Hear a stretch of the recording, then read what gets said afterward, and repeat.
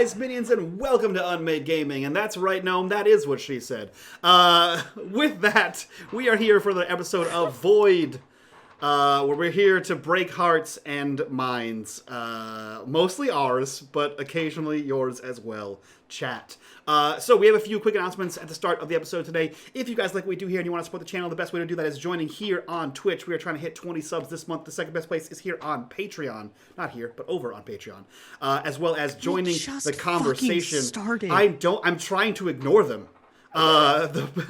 You should also join us on Discord and be a part of the conversation. Links for that down below. You may also notice below my face is a little thing that wiggles every once in a while that says Patreon, and then it has a weird symbol on it. That symbol is because we are now currently sponsored by the Awkward Company, a company that Paul here owns for the remainder of this season. So we'd like to thank our show sponsor, the Awkward Company, which is a media company focused on elevating content creators and assisting in their production value and growth. So if you are that kind of thing, please, by all means, go hit up Paul, and he will he'll point you in the right direction as he tries to not laugh or spit out his beverage. What's happening, Paul? So Daddy Roblox. Yeah, Daddy Roblox is he actually sponsors the podcast in Roblox bucks. So we all built a Roblox server together where we actually play Void offline, and he pays us in Roblox coins. Yeah, Void Blocks. It's the server's called Void Blocks. And the password is Daddy Void Blocks, and it's capital D, capital V, capital B. If you want to come play with us, with an X on the block, though. Oh, of course, just like Roblox is spelled. Daddy Roblox, where the K was taken, so we had to get a little angsty about it. That being said, we've already hit 1 corruption bar, so you guys suck. And with that information, I will turn things over to chat. You think we're kidding?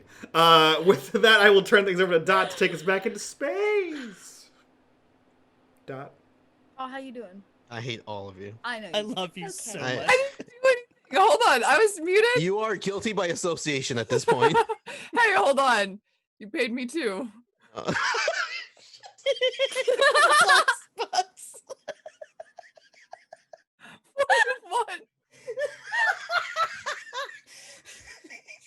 You did this, Paul. You did this to yourself. Can we just start? Every single bit of this. It's too hot, y'all. I'm sorry. Okay, so we're in a space now. We're delaying the inevitable. No, we had obviously some time off. So a recap seems inevitable. While everybody cools off, since Daddy's cash is so hot. Fucking leave. So let's see. Finally, our brave crew of the Defiant left both their ship and the docks of Little Algol proper, only after they managed to escape a burning building. Witness Lumara wait, was that last time or the time before when Lumara kissed the dead body? That was before. Okay. So you managed to grab a vessel and head out, and last episode was spent mostly mitigating the swamps on the exterior kind of parameter of the city that sits at the base of the monolith here on Kua. Let's see. Do I have a roll 20? I do. They found themselves coming out of Little Algol down or up really a river called the Majan. And their travels, quite a few things happened. There was a lot of talking kind of amongst them. They did in fact have some interesting dreams, I guess you could say. Malik and Lumara did. They met a rather large cat who unfortunately fell prey to the swamp itself, which seemed to swallow it whole in a black, icky stickiness, though they have not completely identified what that is. And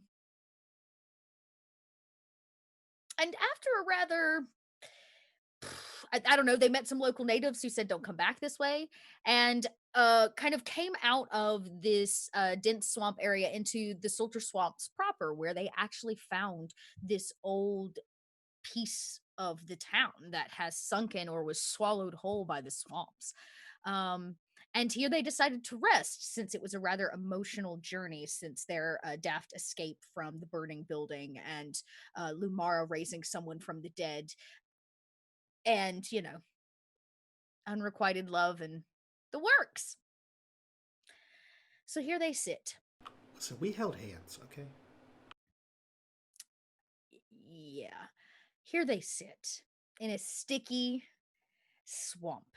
They have found an outcropping, which was probably once the top or an upper layer of a building that is almost entirely gone by the dark water itself. You have pulled the boat up, and all of you have found some flat stone ground for the first time in quite a few hours, actually. It's rather quiet, and off in the distance, across the entirety of this sunken city, you see the kind of pyramid-style top, the ziggurat piece that stands kind of coming out of where the palace and this temple kind of are conjoined. But they are on the other side of this town, and all of you seem to need a moment. So I'm gonna give it to you. Don't sit there and drink your tea. Look how generous you are, Dot. You are so So generous. kind. Look, Just the this cup says kindest set GM. goal, smash, repeat. I set the goal of letting all of you RP smashed, and I'm going to repeat that by muting myself now and letting you continue. I don't like this version of Dot. So I'm going to actually just sit on the boat some more because I assume that's probably the highest part here. It actually from the pilot seat. Oh yes, from the pilot seat. Correct. Yeah, that would be Yeah. the highest point for all of this if you were on lookout. Okay, yeah. So I'm gonna sit in the pilot seat and just keep an eye out for anything moving at all. At least Okay. for a little while after we settle down and stop. I just want to make sure nothing's like following us or coming closer. Okay. Then I'm gonna actually have you properly roll for that. So let's get that observation roll.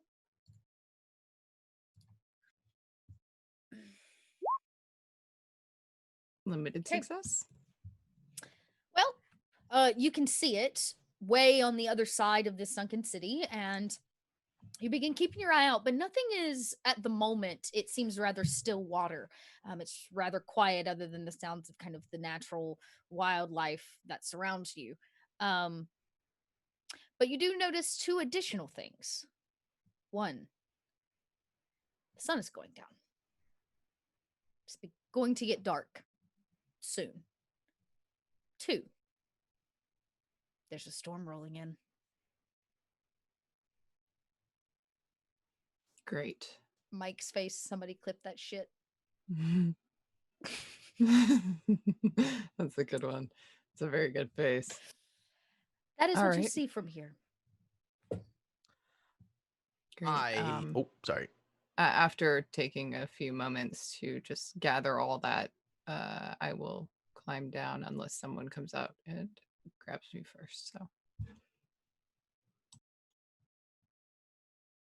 You do realize that Dot is giving us the space to talk, and none of us want to approach each other. That's because we're terrified. I Joey. think I would, or Sol would set up his drone, and he's going to launch it up to kind of scan the area. Okay. You did so one of you has like an area scanner, some kind of biometric scanner, I believe. That's Paul. I have an environmental scanner, and an I also environmental have scanner. a proximity scan, a sensor. Okay. So the drone kind of goes up in the air and you get a nice like overhead view. How far out do you want this drone to go? I'd probably say like not too far because I don't want him to be seen. So we're in what, like not encased, but like a sort of like the ruins. Yeah, like, it's literally like if like- you took this massive kind of what we might consider like an Aztec style city, Right. kind of clay style buildings and stuff that has sunken below the water, and only the tops of the tallest buildings remain, and so it kind of creates this unnatural labyrinth with water around it. Is there like a opening at the top, or The one that you sit on, no. Okay. the place that you are going. If that's where you're sending the drone, like you want to go scout the temple you're headed to, or the palace you're headed to. How far is that from where we are? It's pretty far. Yeah. Okay, I don't think I would send them off that far. Maybe just do a sweep around the perimeter. I'd Okay. say maybe like maybe like a 20-foot radius. Yeah, just to kind of scout. You don't see anything currently in this area within the 20-foot radius. I'm just gonna have him like patrol, and the moment something approaches, I Cool. want If to it breaks alert. the perimeter. Okay, Yeah, done. so- Great. and then- You kind of hear it just like. And then I would like to walk up to Tal, Tal's on the boat. or get as close as I can to Tal. Are and you just... wanting privacy? No, not really. Okay, great. I'm just trying to go. Tal's up, up on her seat that sits kind of higher than everybody, the pilot's seat. I'll use my rifle tip just to kind of like tap at her foot to get her attention. What's up, Sol? So, what is the plan? I don't know. We're supposed to go and I guess infiltrate that temple and get as many people out as possible. But Okay. have you seen Tamir? Like, his legs are seriously burned. I look over to Tamir. Could I assess, just based off of look how, I guess, fucked up he is? You might say that he is 40% fucked up. The chameleon suit. All you can see from the chameleon suit Uh-huh. is that it's not working. Mm-hmm. Gotcha. Okay. Right, it's not doing its job. It's not actually camouflaging him to the surrounding area And to as if it's my knowledge broken. would be like, if it's not working to an extent, then it's probably really messed up. Which could only Yes, mean that he's probably But- also hurt. but you can't see his skin underneath. Right. But I know chameleon suits aren't that like protected, They're right? not Yeah. really protective. It's probably grafted itself partially to his skin. Ew, okay. Well, he's gonna either have to tough it out, or we're going to need to delay the assault and possibly do what we can for him. But if I'm gonna be honest, at this point, it's either he moves forward or he goes back. There's really no truly helping his situation with whatever. I mean, the suit doesn't even seem functional at this point. I am a doctor. Yeah, I was gonna say I jumped down and I completely forgot you. She just like I figured I am a doctor. Oh, right. I figured True. they were still Um, inside because they were having the conversation about the thing. Okay. That is true. Lamara and Tamir were having a weird standoffish. Were they? This was Oh, yeah. happening simultaneously because Lamara was saying that the thing in his bag Don't was dark. open the thing. You're right. You're Okay, so right. I Go, can- okay. This go is- ahead. this is Keep at the same believing time. Fool, No, and no. Tamir's gonna It's okay. die. Go ahead. No, we're good. We're good. No, we're good. We're good. We're good. We're good. I got you. So at that point, I jump right. down and I look up at you and I say, "Look,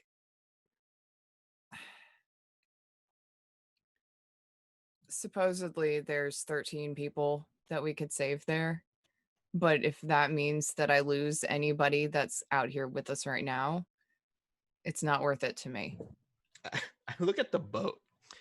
Can this boat house 13 additional people? No. No, part Okay. of the thing that we have to do while we're there is to steal another vehicle if there is one, and that's just praying to the icons that's gonna happen.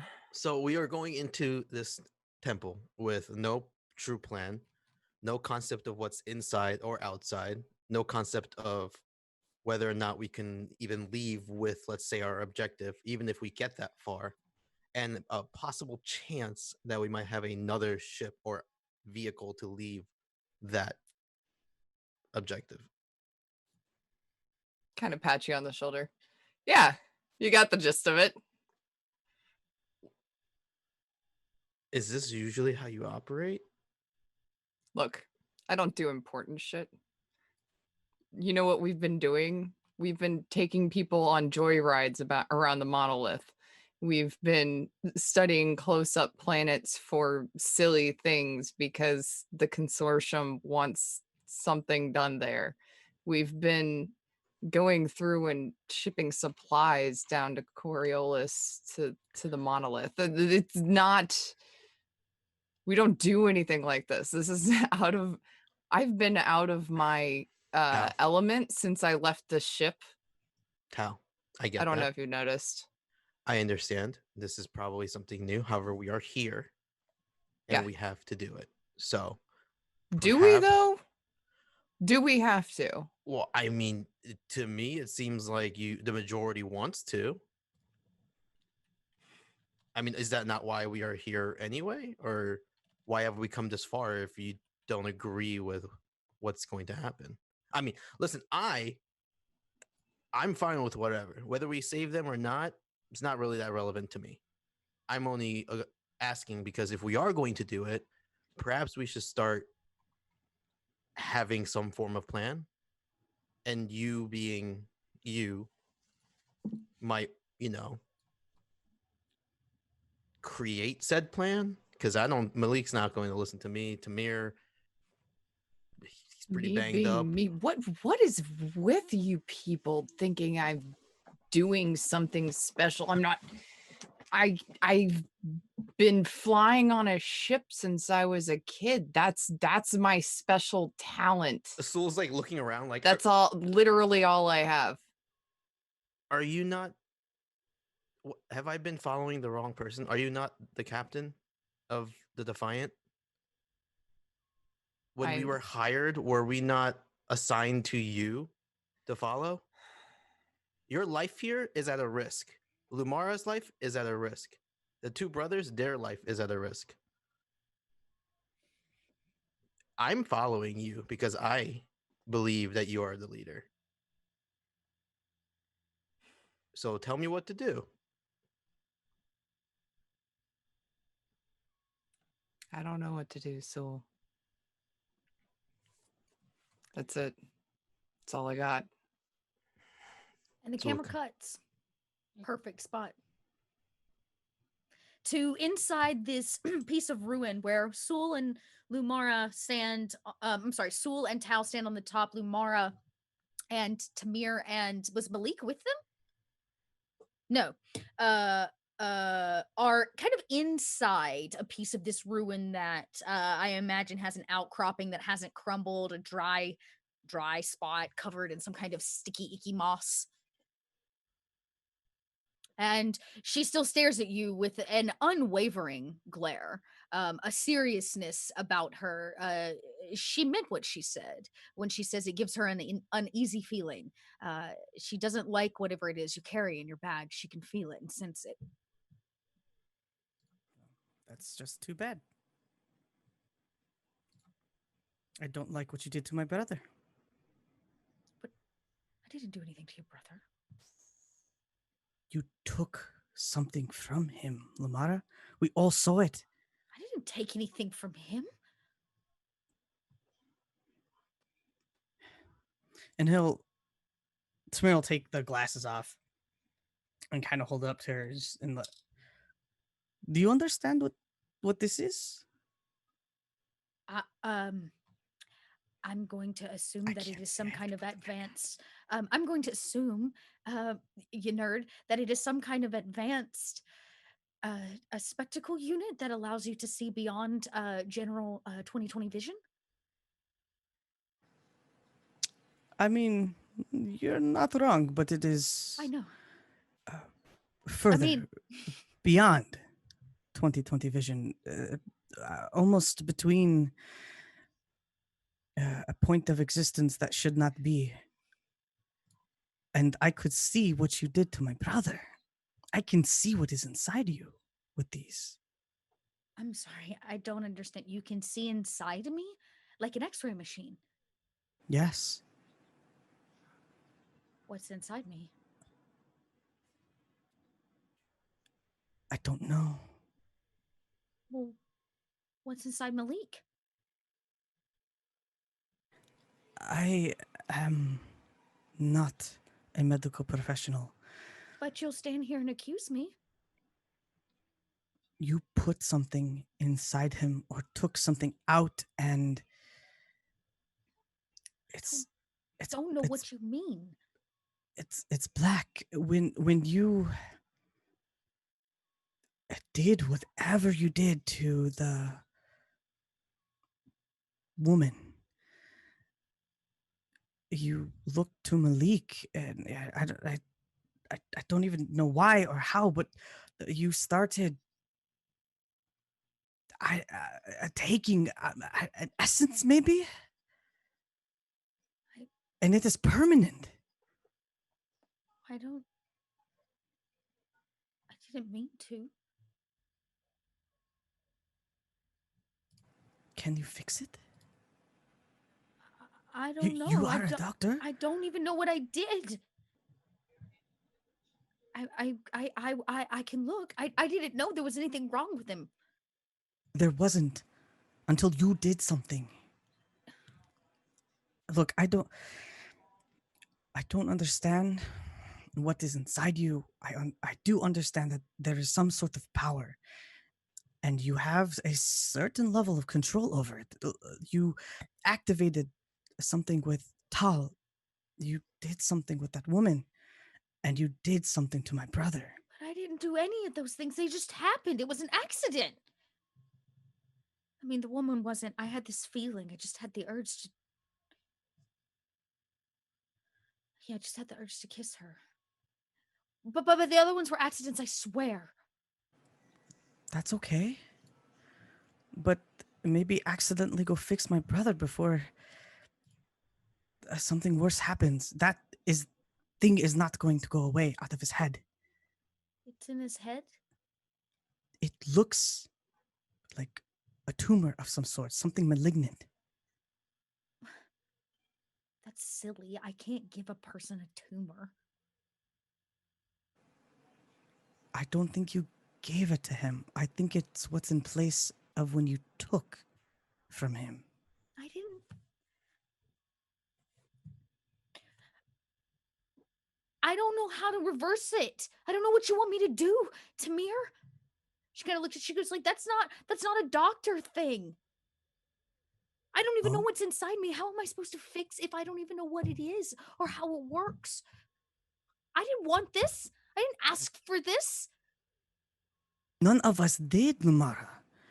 But maybe if you, Tal did this. She sat down and she focused and she was able to activate her gift.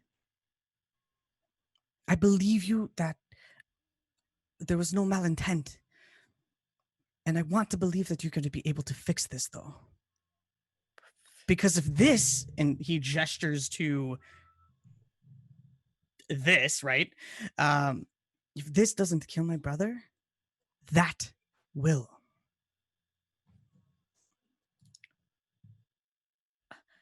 Okay. Well, you have to know that I'm not going to let him die if I can stop it. I do.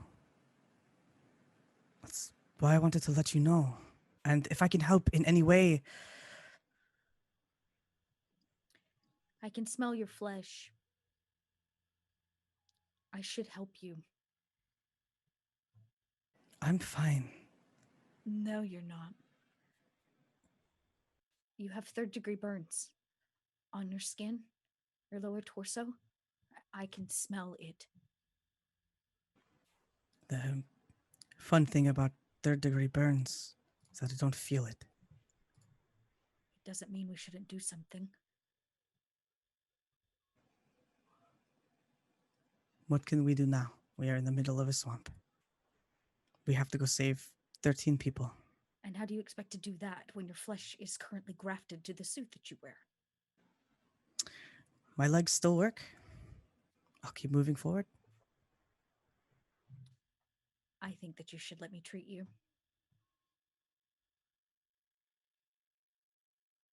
I would prefer not.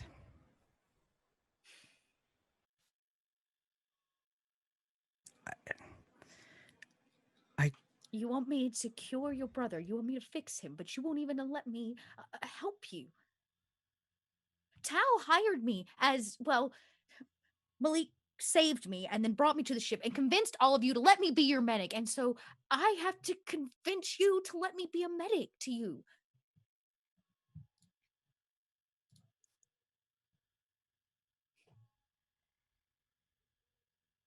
Look, nobody's around. I'm a medical professional. I can handle it. All you need to do is take the suit off. Let me treat you and wrap your wounds, and then we can put the suit back on, and nobody else has to know. I get it. You don't want him to worry. Okay. Okay. She kind of turns around to give you a moment of privacy so you can attempt to peel the suit off. I'm going to need you to roll a will. Oh my god. This is a will roll to pull the suit from off of you. Oh, big yikes. Big old yikes-a-roonies. I was telling Eris earlier, like this brings back so many memories. I used to transport burn victims to special units. My cousin was had It's bad. Full body 3rd-degree burns when I was a child, and I remember having to It's real bad. help my cousin. I know exactly what this is like. Yes, it is real bad. It is real bad. Okay, you get the top half off. And you get down to your legs where the burns are the worst. And Lumara can hear you struggling. The sound of tearing flesh. And you just don't have it in you to finish. And she doesn't turn around, but she does speak over her shoulder and she says, "Can I help you?" I don't think I can get the rest off. It's okay. She comes over. The first thing she does is going to dose you with something to help with the pain because this is about to get serious. As she's going to probably have to scalpel the rest off. More than likely cut it away. So she's going to just make a roll. Mike, would you like to make Lamar's roll or do you want me to do it? Yeah. So, Joey, real quick, you have a med kit. Is that a +2 to metacurgy rolls? She also has one. Right. Yeah. That's why I'm just clarifying. It's a +2, right? Okay. Yep. She also has field metacourage, which is an additional +1, I believe. So I will roll some metacurgy here. Prepare. Some metacurgy. 2 successes. Well, that wasn't a terribly great roll. You know what? I'm sitting on a slew of darkness points. No, you're not. Yes, I am. 9 of them, in fact. I'm going. Did you find your thing? Yeah, I'm gonna find. I have 9. I have 9. I'm going to let you re-roll that, Mike. Okay. Metacurgy. Prepare. Successes. Critical success. Critical Mike. Maybe it has gotten quiet, or maybe it's the whimpering sounds probably unknowingly eking out of Tamir's body as Lumara begins to scalpel off the rest of this suit. It probably takes you to your feet, and if the 3 of you peer into this structure, you'll see this happening. As Lumara finishes helping get the suit off of Tamir, the smell is pungent even to just a basic human nose. And Lumara begins binding Tamir's body from his feet all the way up to his torso, probably chest high, I assume, is mostly chest down is where most of the burns are. She binds him. Hal quietly comes in, doesn't say anything, and starts helping. And I would follow behind, but I would kind of like keep my distance just to respect his privacy and just kind of just like lean and look away. As a medical professional, she has all of the tools that she needed, as well as the know-how to begin healing you. The pain medicine is helpful. That's 1, so it's not as painful, at least what you can feel. And 2, you're in a state of recovery. The scars will never go away. But the burns will heal over time. But actually, in fact, the binding and the compression help a lot in allowing you to put the suit back on and continue about your way. It's actually a bit of a relief for the first time since this has happened to me, or all the way down, really, the river. Mm-hmm.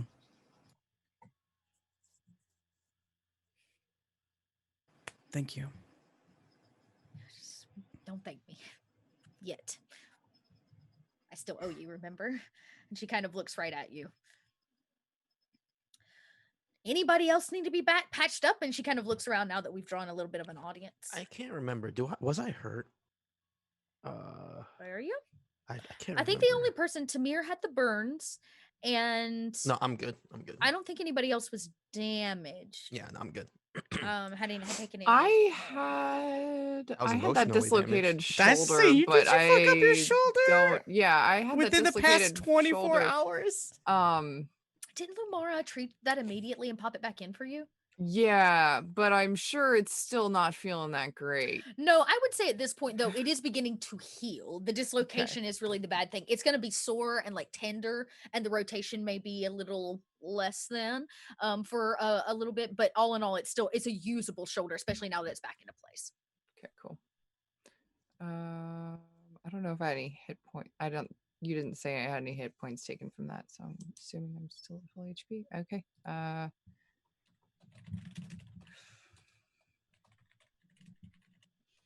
Okay. Where is Malik? Where is Malik? Indeed. I think in all of this, Malik took a wander around a small island. Not far, not anywhere dangerous, but he just wandered off a little bit. And at this point, I assume there's a clear path that you'd have to get from the boat to where this little ruined building is.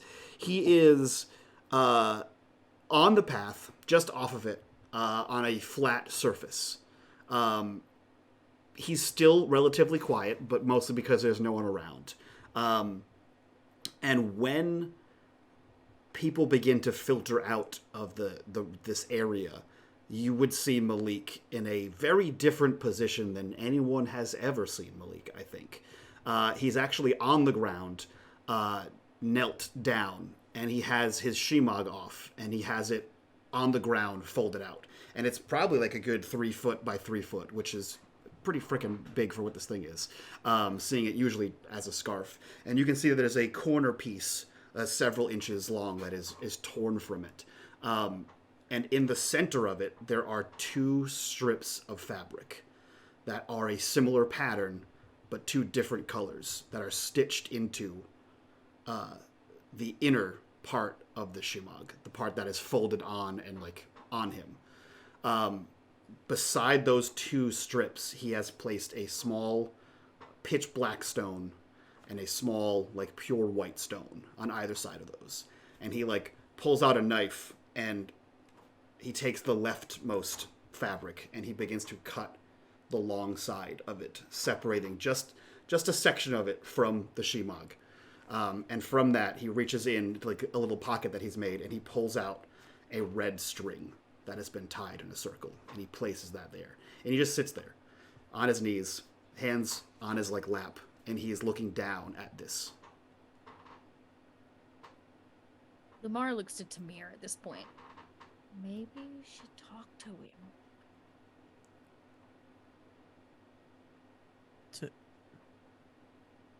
To Soul? He's No. right. I kind of spin you round and point out your brother. I imagine you're actually on a different.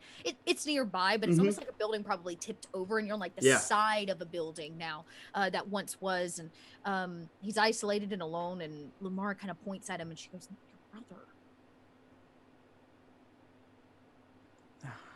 Okay.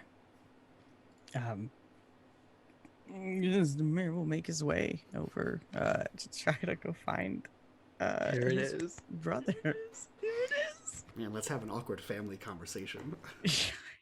God, it's already too much talking. Yeah. I mean, seeing Malik, especially with the shemagh off and having it laid out the way that it is, Tamir will go and just kind of kneel down next to him. Not really saying anything just yet, but eventually we'll go, "How are you holding up?" So the closer Tamir gets, the more he sees the presentation that is kind of here. And it becomes obvious that Malik, for the first time in years, and definitely for the first time on screen is knelt in prayer over the Shemagh. The white and black stone are physical representations of the Faceless One, which is the icon that he favors. And Tamir, and only Tamir, would have the unique understanding of the two scraps of fabric that are sewn there, because two matching ones are sewn in his Shemagh. They are fragments of a Shemagh that belong to our mother and belong to our father. And he just sort of reaches over and grabs Tamir's wrist, gently, and sort of pulls it towards the center, kind of without saying anything, towards the center of this, whatever it is. If there's no resistance, he takes the red cord and undoes the small knot on it and ties the knot onto Tamir's wrist. And he places it back on his hand. And he waits for a second. And there's just this heavy pause in the air. And he kind of looks to him and he says, This has been a shit show, kid, huh? You might say something like that. This is everything's different now.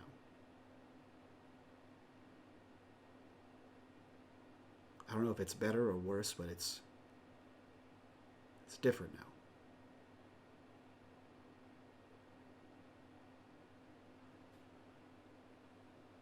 When is the last time that you... And he kind of just nods over to the... He reaches forward and slides the two rocks onto the two scraps, and he says, before, kind of indicating before the loss of their parents. Why are you looking for guidance now? I'm looking to give guidance. And he kind of reaches over again and takes the same wrist, and he kind of holds Tamir's hand between both of his, and he says, This is Abba's. And he kind of points to the red string. He says, he told me something. He said that a person should be willing, and Malik starts to immediately cry, should be willing to give up all of his tomorrows for one today, so that he doesn't end up wasting all of his todays on one tomorrow. You need to give what you have and do what you think is right, because a man is a sum of all of his actions. And he just kind of holds Tamir's hand. I think at that, Tamir's just gonna sob, just free fall tears, and just reach out and just hold his brother, and probably in a way that they haven't held each other in a very long time. And Malik, I have done things that would make Abba so unhappy, so displeased. I am worth nothing. I have seen these things, and you are not alone. I was there. And the facade of the accent that Malik has stripped away kind of falls back into place. I have seen these things, and I was with you. Like I said, it is the sum of your actions, and not a single one that defines who you are. It is all of them, from what you have done, from the moment you took your first step to the moment you take your last, that define who you are as a man.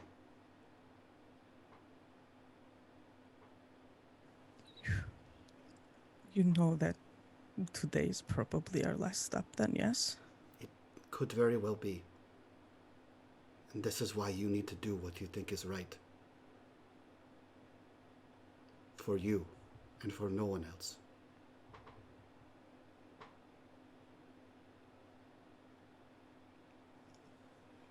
Malik, we've tried. We've done everything that we can. We've tried so hard to do the right thing. And look at where we're at. Look at everything that has been taken from us. We can only go where fate guides us, where the icons bring us. We are wanted here for a reason. I don't know why, but we're here nonetheless.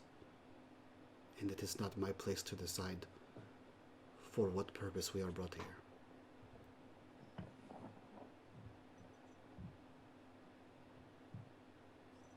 Everything you have and everything I have is on the ship. Everything you need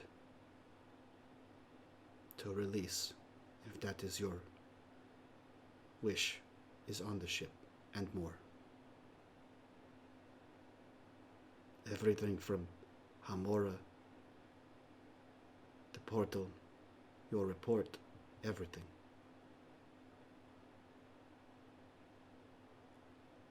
But if we don't go to this place in this swamp, if we leave them behind, these 13 people, then we have killed them.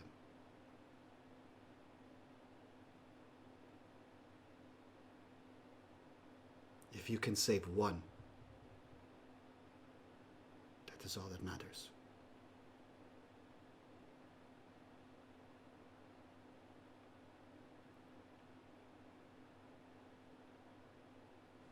You know, I think you're wrong when you say that everything that I need is on the ship. That's not true. Everything we need is already here.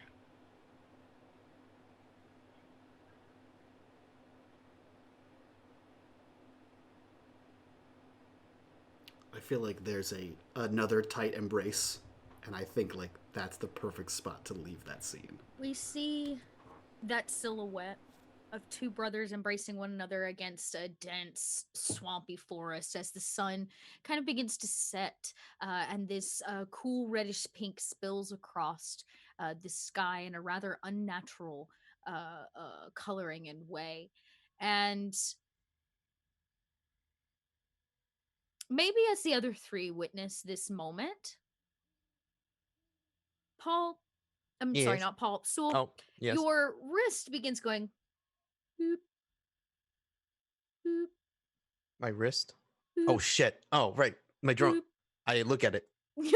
There's actually a moment where Sewell's like, "Oh shit, fuck I- the I drone!" I And did you something, kind of damn it. poop it open, and you see it's actually not within the 20-foot radius. It's a bit farther out, Mhm. but the camera on the drone is picking up two individuals and playing a card.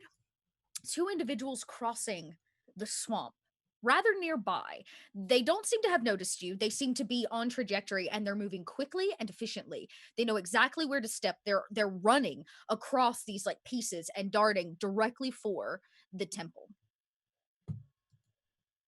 Tal.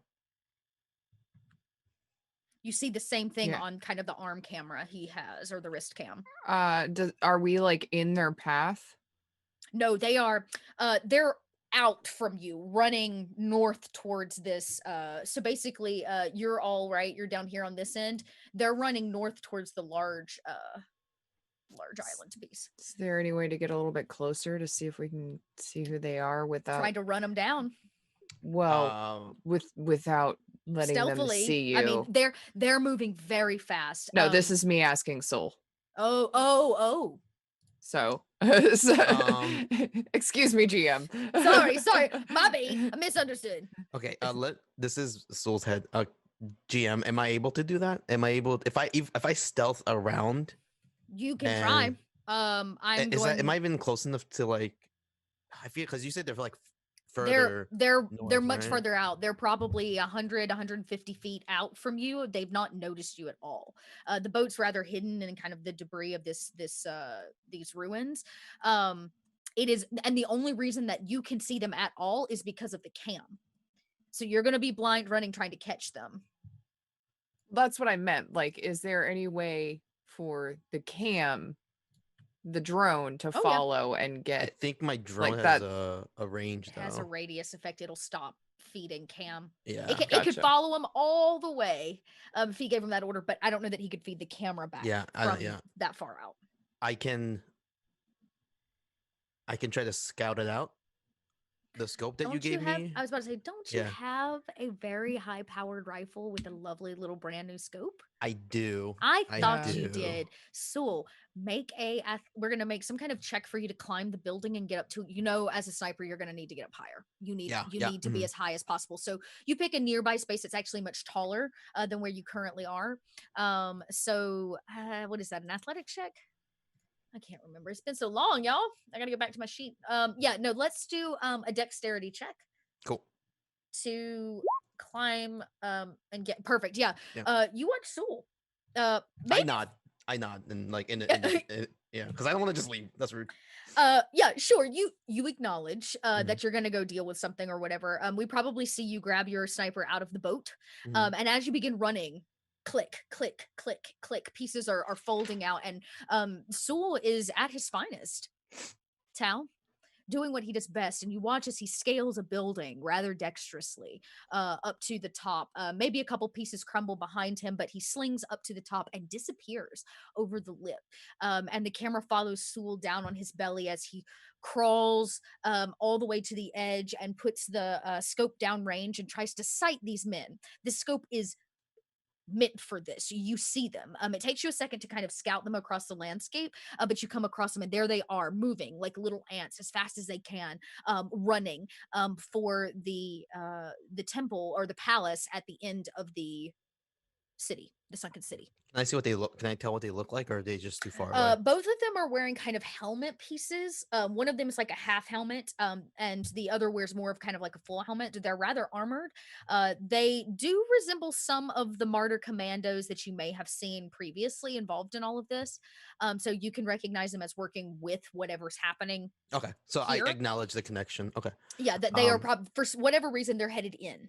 we all have comms, right? Or Yes. is that okay? Yes. I'm gonna click on the comms, and I don't know how they work still, so I'm just gonna do all comms for everybody.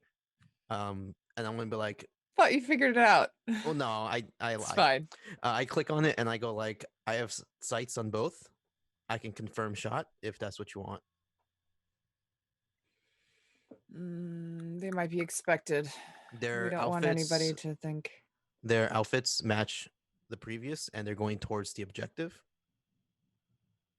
Use your best judgment, Soul. I don't know. Ooh. Someone might. How is our objective to sneak in or to make our Yes. notice? All right. Want them to know when we leave, maybe. In that case, I would suggest we do not fire. Yeah.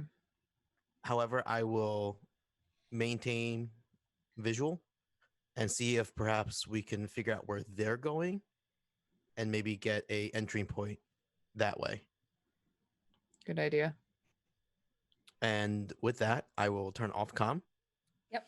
And I'm going to get up and try to get closer as fast as I can. Okay. I'm not trying to catch up to them. I'm just trying to not lose sight of them. Okay, I need you to make another agility roll, a dexterity check, as you try to navigate across these high buildings. Okay. Don't fall. Back inside the two. building, I look at Lamara and I say, keep an eye on Tamir. I sit in the corner and I will try to look through Jalissa's eyes. Okay. She looks over at Tamir and at Malik, who are embracing. Awkwardly now in the background, she kind of watches and does exactly as her captain asks her to do. It's kind of weird.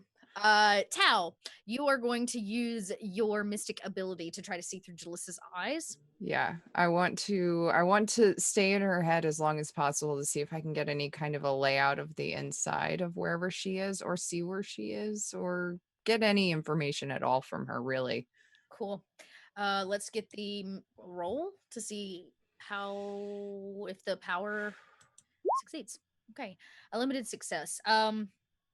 I'm gonna say you probably don't hang on as long as you want. But your body, again, your head juts back. You don't seize necessarily, but your body does freeze up. It tenses with the power that kind of runs through you. And as your mind reaches out, you reach for your sister. She's out there somewhere. And when your eyes come to, you hear the heavy like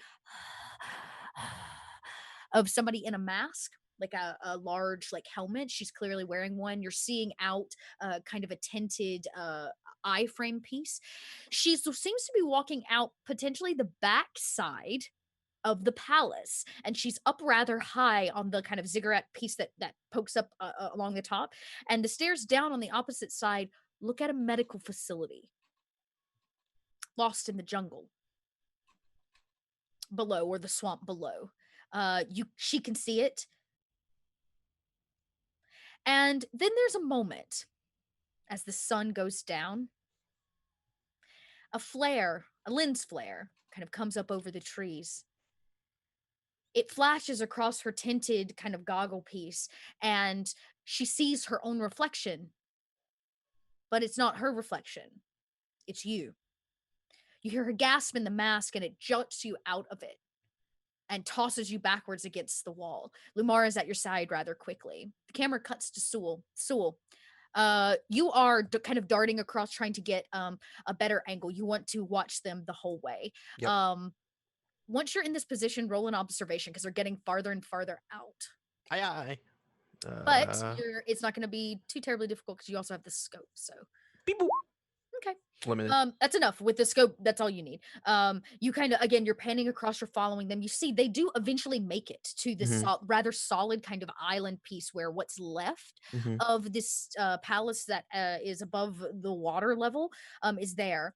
They struggle a little bit climbing it. It does look like the entry point requires a climb in some way, shape, or form.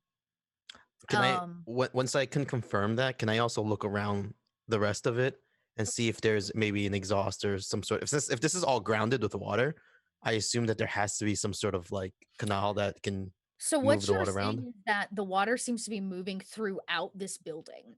There are natural kind of waterfalls that have sprung up in and around land pieces in the area that probably when the palace sunk, land rose. Right. Right. So now you've got these odds and ends, these pieces of waterfalls and things. Some of the windows of the palace are now serving as waterfalls. They're venting its own water as this thing is probably over time slowly just like sinking. This is a literal ruin. There is no proper exhaust vent. This is an old. But there are windows that are now. You see waterfalls. them enter the building. Okay, cool. At the very top, they basically come off, they jump over. There's a landing area, and what's left of the palace that pokes out of the water, they're like climbing. Think of it like a pyramid, almost the top of a pyramid that pokes out the top. Is there only one entry point that I see, or yeah? They enter the one entry point at the top and disappear into darkness.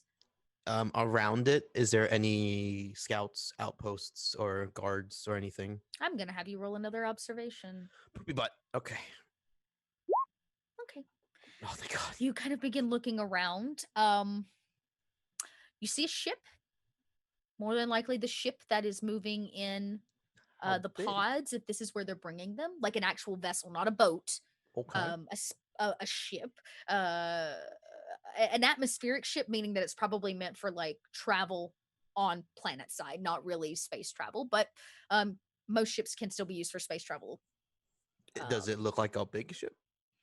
It looks like a ship, a transport vessel. It's a ground-based transport vessel. Okay, cool. You would know that these can be used to move a multitude of things. In this case, coffins with people in them. I'm gonna. It is empty. The cargo bay stands open. Whatever was in it is no longer in it. Can I do the calm clicky button? Clickety clack. Tal. I've approached the objective. I found an entryway. It seems like there's only one. Wait, you weren't supposed to approach. I'm far away still. I'm good. It's okay. I'm safe. Anyway, I found a ship though that we can possibly use. I assume you can probably do whatever you did to that boat to the ship to get it started. It's a pretty easy thing to do. Um, How big is it? Fairly large enough with a cargo to carry those things that we're looking for, although it does seem fairly empty. So my assumption is whatever was being transported may have already been moved. Parameter doesn't seem too secure though. I can't locate any other outposts or ex-soldiers or anything just looking around. It's kind of weird, but Tying up loose threads. I is what? Is your shirt ripped? I don't. No, they said someone said earlier they're tying up loose threads. Oh, right. Oh, I see. When that means that you kill all the people that are working for you, or you get rid of them, or you reassign them, or something, right? I see. Ooh, okay. Yeah. Well, what would you like me to do? Come back. Are you okay? Okay. The Just comms like- click. Okay, you get the the double okay. The comms clicks, and Sewell eventually does make it back. I like to memorize the route that they took to go in, because you said they were like. That's a very different roll. I need you to roll infiltration to see if Oh, you sure. can memorize the way that they ran in from this distance, because you're not in an aerial view. This For is sure, no problem. Oh well, yeah, okay. I just want to clarify. My objective is to see their path. yes, Okay, cool. Okay, yeah, not to actually infiltrate, but to figure out what their Yeah. infiltration method was. I got the limited Uno. Okay, I'm going to give you a benefit to that because your drone also captured footage of them running. Yeah, Gizmo. Oh wait, his name is not Gizmo anymore. You have a rough idea. Okay.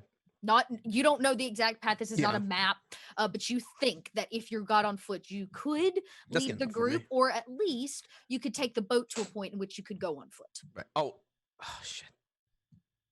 Okay. Yeah, I was gonna see. Is there a way if I can find like a place for us to dock, I mean, you're there is no dock. There's no dock or like a attached safe to place this. to like Technically, the boat's safe here. It's kind of hidden amongst the ruins, Okay, half a cool. mile out from this thing. Like it's not necessarily in the open. All right, cool. Yeah, I just returned it. That's all. That's all I needed.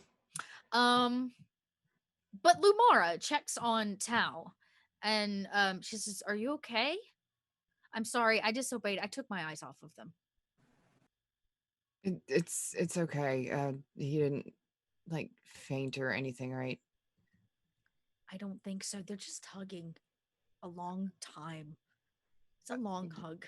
You know, Nobody's I- ever hugged me like that. do you want a hug? Huh? No, no. It's. I mean, I kind of open I my mean- arms like, yeah. She sausages in, And I- like her arms down. yeah, I give her a big old hug. Thanks. Now your turn. Are you okay? I'm okay. It's a kind of a rough bang your head took there against the wall. You know, when your body randomly Uh, slung you against it. you know it happens sometimes. It's okay.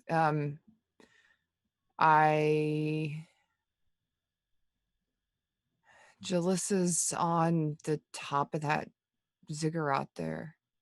Oh. Well, that's not too far, I guess. And that's where we're headed, so that's a good thing, right? You're gonna get to see her. You know, this is the closest I've been to her in a while. And I don't even know if I want to see her or not. Okay. Is she bad? I don't know. Bad sister? Oh. I mean, she's always been greedy and a bit selfish, but I know a lot of It's- people that are fall victim to all of those things. doesn't mean that they're bad. Right. And it doesn't mean that they do bad things intentionally. Also true. I don't know. It's funny how people can change really quickly, especially if you take your eye off them. Well, we got to Coriolis. Jalissa said, "Nah, I'm done." And we see each other when our parents make us. So, I don't know. I don't know who she is anymore. Well, maybe you could ask her when you get to see her.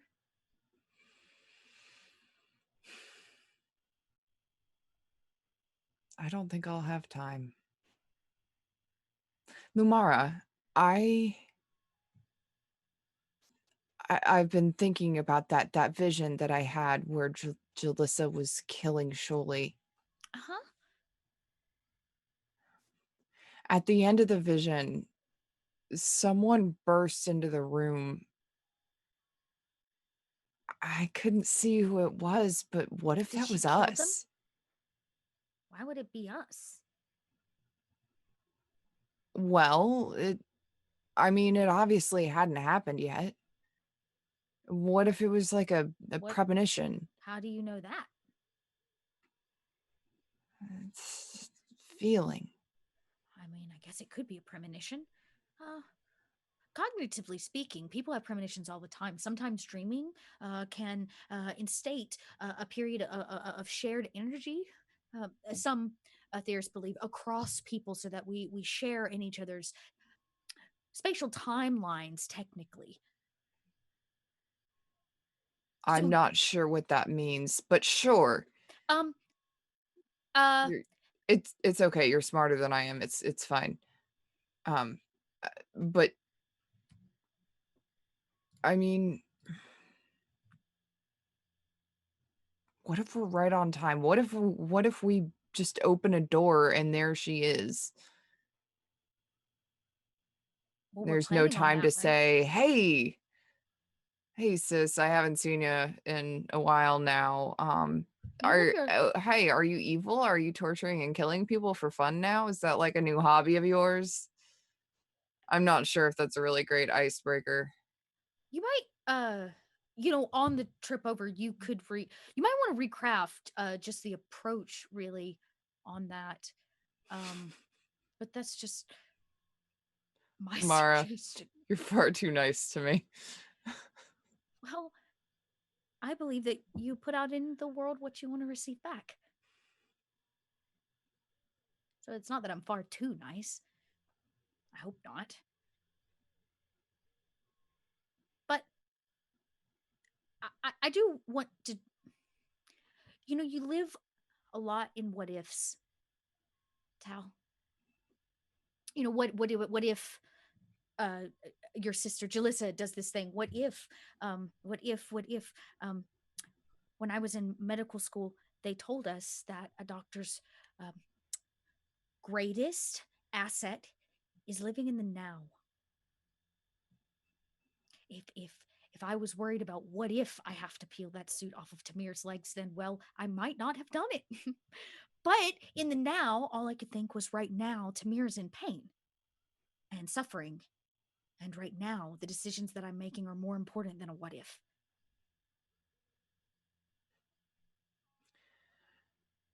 Why does everybody gotta be hitting me with wisdom bricks today? That sounds so painful. Yeah, well, welcome to my head. You hit yourself with wisdom bricks in your head? Oh, Lumar, you're a delight. All right. Really? Yeah, you are, really. I imagine there are 2 feet that poof down their heavy boots of Sewell as he's finished his scouting and has come back. A rather long and pregnant hug has probably subsided between the 2 brothers. I'm guessing, Malik, do you clean your things up? Yeah. Like, obviously, once we can hear the conversation, because Sewell kind of put the comms on everything, I think that's kind of when, like, the cleaning up begins. And, Yeah. like as soon as Sewell says, I have 2 of my sites, I can take the shot, we're like, oh, Yeah. shit. And he starts, like, putting his stuff back on. Okay, cool. I'm guessing the party reconvenes, but I did play the soldier card, so I need Sewell to draw a judge card. Aye, Capitano. Woof. Draw. Uno. Draw. Click and drag. Boop. I don't know what that is. Where'd it go? Punishment. Where'd it go? Oh, I see it. Okay, punishment. Okay. I will take that. Okay, so the group reconvenes. Does anybody need to do anything? Say anything? Well, I first let everyone know what I gathered, Sure. just verbally, and kind of draw out what I can on the sand or like whatever, like dirt with the little. You know how people like do the little. Yeah, you diagram there? take the end of your gun and like kind of quickly draw into the dirt, the kind of layout. And you're like, we're gonna hit this one, we gotta hit this one, and they hit this one, and random this into. Yeah, and I'm gonna like point out like where the ship is, blah blah blah blah blah. Mhm. And I just Okay. Well, I guess I can go ahead and essentially draw up right there next to the other boat. That way it's all in one place.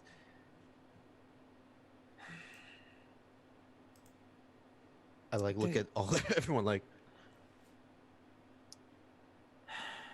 About this time. Infiltration's your forte, man. Yeah. About this time, the sun completes its descent, and it becomes very dark. The stars come out. Maybe even just a little bit of a breath of fresh air to see stars, considering the fact that you've seen what it's like to be without them. The wildlife kicks up in a different way after the sun goes down here in the swamp. The water turns from kind of a dark gray to black. It is so still that you think you could walk on it. Nobody test that, please. Please, nobody at Am all. I able to like kind of? I guess I'm gonna. I guess like convey a like what my suggestion would be was to like, we can. Odds are they're not gonna have everyone in one spot. So when we get the first group, perhaps Tao, you should take them and prep that ship so that we can get the rest. And by the time we get whoever's left, we'll have the ship ready to just kind of ship off as soon as possible. So we're gonna split up? More like peel off. So That's splitting up, and none of us are good at this. We're not commandos like you, Sewell. You're the only one who's ever done anything like this before. All of us are That's looking for you for guidance. Not exactly true, Tal. Oh? I look at Tamir. Not surprised. All the heads turn.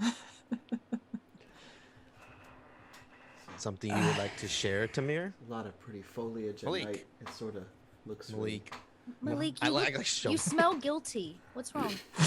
I mean, you look guilty. Oh. I mean, you do also smell it, but I know you can't What in the smell it. Tamir? What? Say your Guilt? piece.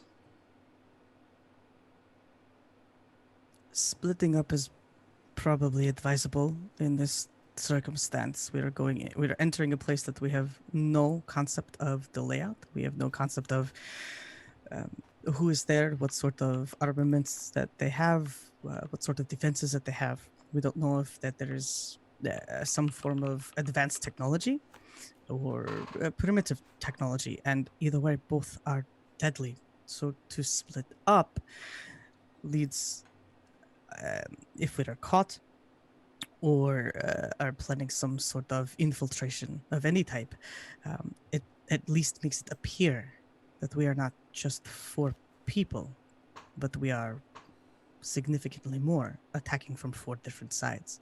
So at least one of us has the chance of being successful. So like Not raises a objective. brow, like what the fuck? All the information we got off that tablet, and that lady didn't have any sort of layout or employee roster or anything like that. Quite her job. Yeah, I She think it seemed to just be had more of a administrative inventory. for shipping. But there were names on there that were recognizable. Well, I'm not suggesting Well, we who split was off. on there?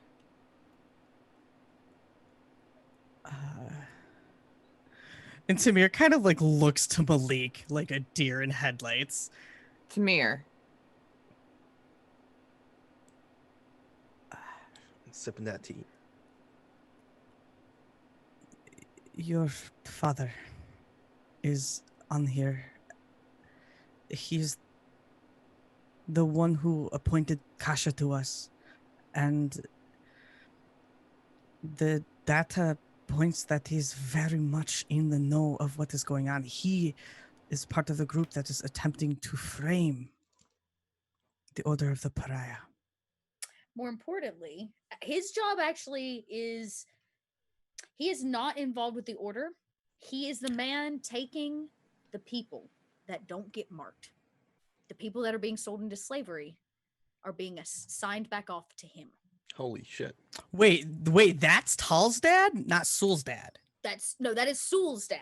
Okay, I'm talking. We're I'm talking about Tal's Tal's dad. Tal's Yeah, dad. holy Oh, okay. shit! I was I'm- about to say. Wow. Yeah. That would. Wait, hold on. You're Way getting the wrong dad. Wrong dad, dad. Dot. Wrong dad. Too many dads. So I'm Too many confused. Right? daddy issues. Jesus. Which dad is doing this? So Wait, hold on. Tal's dad is Tal's dad is. How about this? The connection here is Kasha, who has been Correct. assigned to you, and was assigned to you by Tal's father, and you know that Kasha is and has been assigned to keep you off the trail and to make you think that it was the order. Which means if Tal's dad is working for anyone, it's not the order because they're trying to frame them. Right. They're yeah. He's working for somebody Mhm. else. The other part we'll get to when Tamir decides to tell everyone. I mean, and if we're on the topic of fathers right now, and Tamir sincerely has this just like, I'm sorry look on his face as he kind of shifts from Tal. Yeah, I just kind of take a thing out of my pocket. You can't even see what it is before I throw it against the wall and it shatters.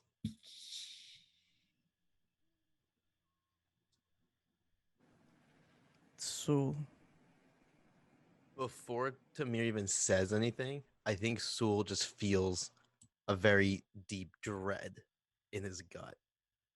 And he kind of looks at Tamir like a child anticipating like a bad report card. I need you to be very honest with me. Okay. Do you know what your father does? Are you part of it? Is this something that you have set up? All of us together here now? Sul tilts his head, and in his eyes, I don't know if Tamir can pick it up, but something breaks, and he's kind of like, The puzzle pieces fall together. You never really asked exactly what your dad did for the syndicate. Silence is safety in the kind of job that you worked. You did what you were asked to do, and anything more, well, could get you in some serious trouble. What the shipping log that Tamir shows you seems to hint at is that your father is the head of the shipping company that is moving people into slavery on and off Kua, from Coriolis to Kua and sold. As the puzzle Bullshit. pieces begin to fall into place, memories rush past you. A job here, a job there. Small hints and clues in the way that your dossiers were written, avoiding the true purpose of the facts of a package being moved or securing a way for a package to make it where it needs to go. The night of your brother's death, when you took his life, the fact you were supposed to secure a route for a train moving out of Algol. You realize now the containers are roughly people-sized. You didn't move those people, but you assured that they could be moved. And you've done this over the years, over and over.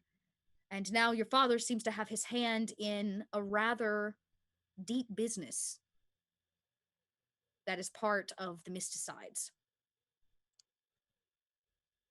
Sul looks very offended. He has like a very angry yet death tone to his face, and with like kind of like a breaking voice, he asks, "What are you implying?"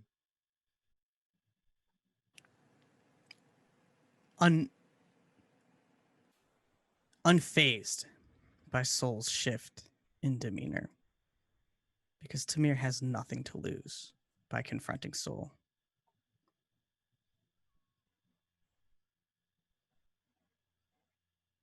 Everything you have done, Soul,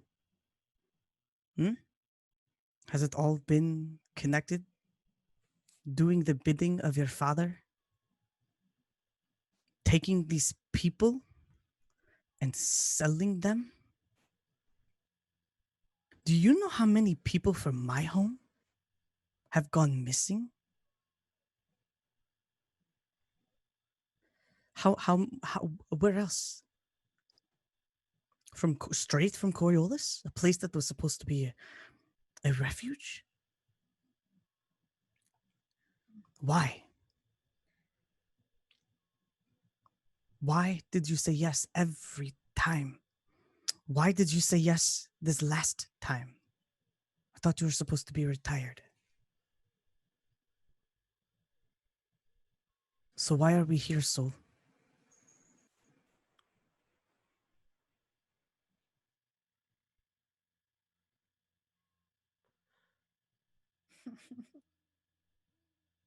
Fuck you, Dot. I know why. I can answer that question.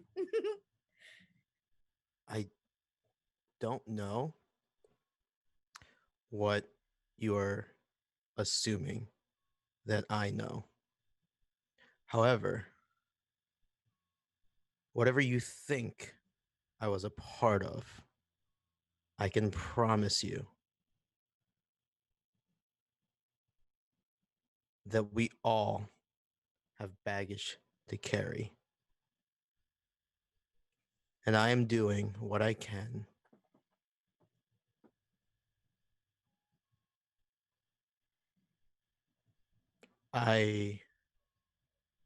Sewell starts like kind of like not twitching, but he's kind of like drifting. His eyes are like just like drifting and like just averting various locations.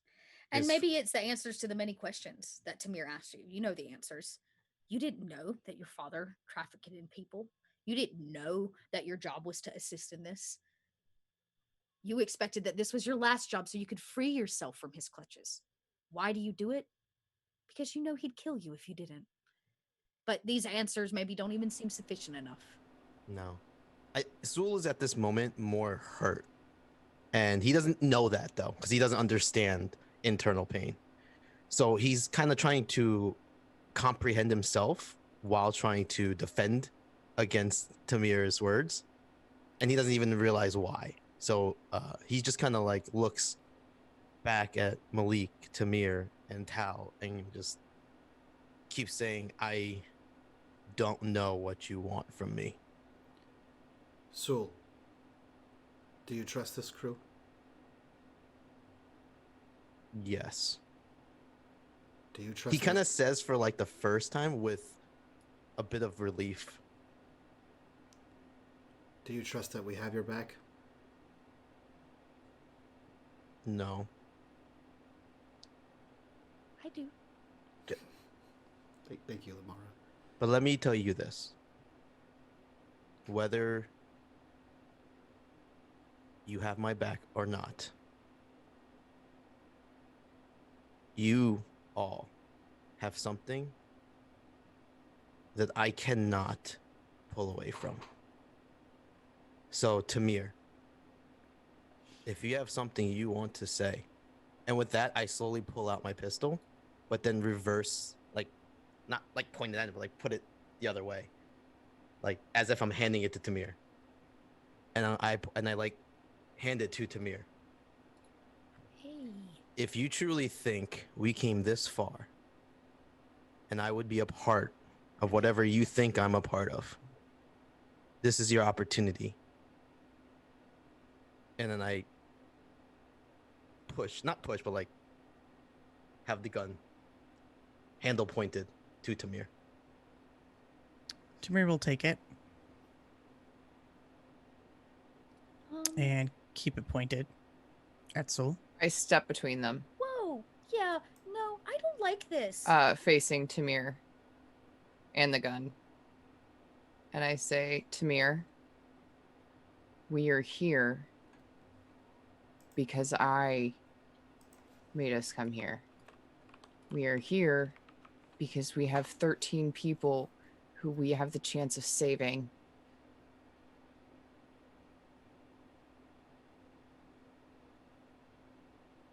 I know. And he kind of looks past Tall, just slightly, to see Soul as he lowers his hand. I match his eyesight. You don't have to turn your head. She's shorter fine, than fine, both yeah. of you. Wait, that's right. You're just God like straight over her. Okay, I'm sorry. Let me rephrase. I don't. So how tall are you? Like 6 foot, right? Great. No, so, he's like 5'7". He's not that oh, tall. he's shorty. Oh, Yeah, he's not that tall. I don't. But Can we maybe lower the guns? We're supposed to be working together, right? We were hugging. working together, and I look at Lumara. That's right. But clearly, and I look at Tamir. There are some things that aren't fully bridged. If you want to survive this, you all need to understand that we are in this together.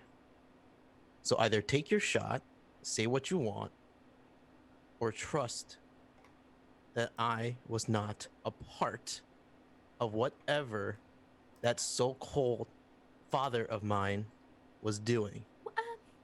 I did what I need to, just as you and your brother do what you need to survive.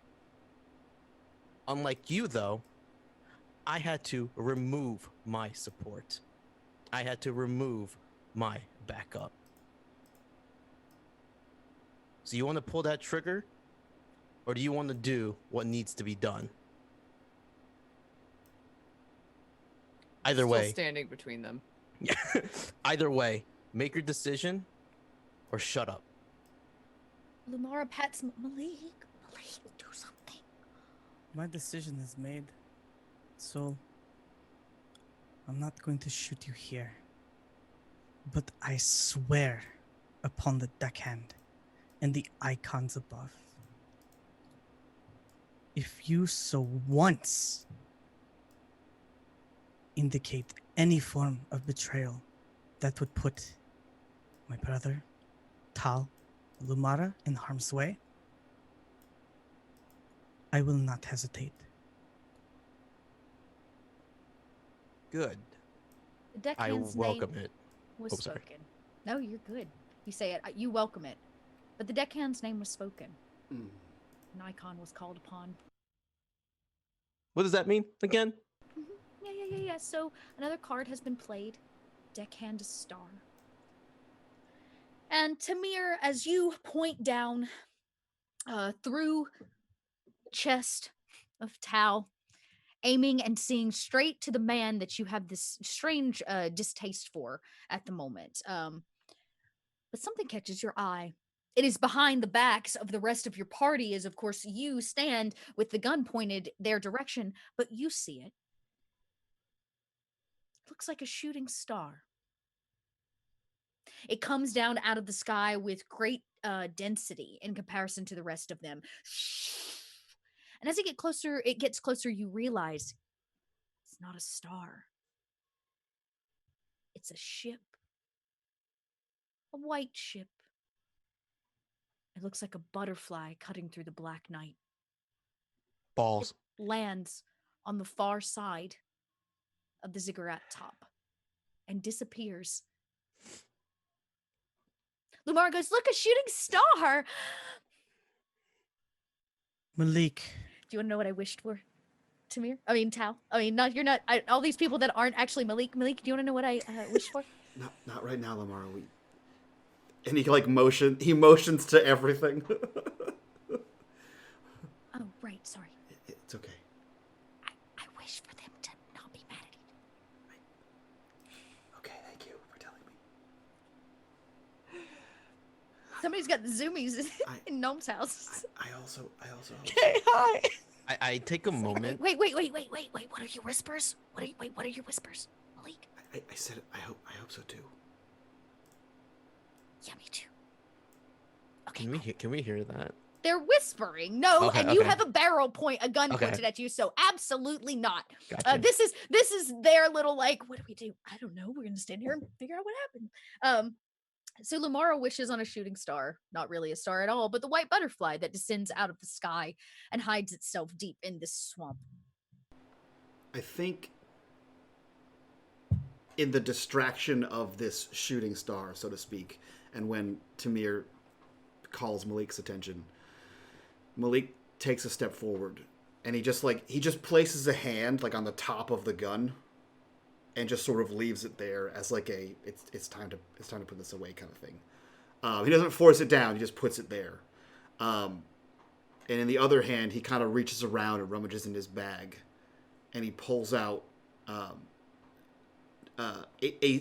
two devices, and he hands one over towards Sewell. And seeing how tense this situation is and what the hell's going on here, and that we need to stop this, he hands one to Sewell and says, Sewell, do you know what this is? This is a fibroscope.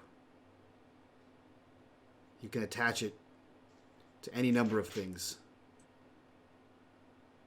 This will let you see around corners, under doors, through vents. You're the point. And he hands that to him. Without losing eyesight on Tamir, I accept the scope.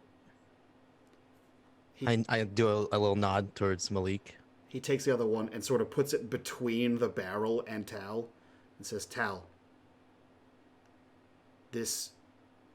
The fuck is a virus? It's literally like, you know those like in movies where you see the little bendy camera that can go around doors It's like and the shit little like that?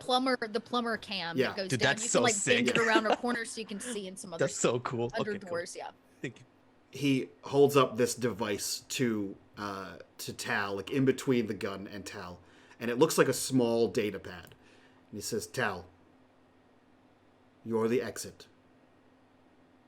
This controls the vehicle. I installed it. You can drive it from here, from the ship, to wherever we need to go.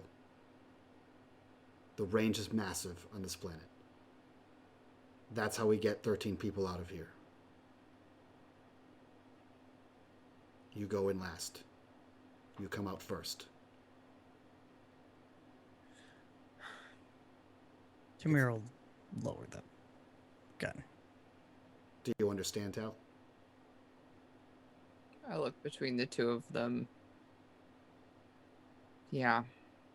And he Kind kind of of... snatch it, put it in my pocket. We have 5 points.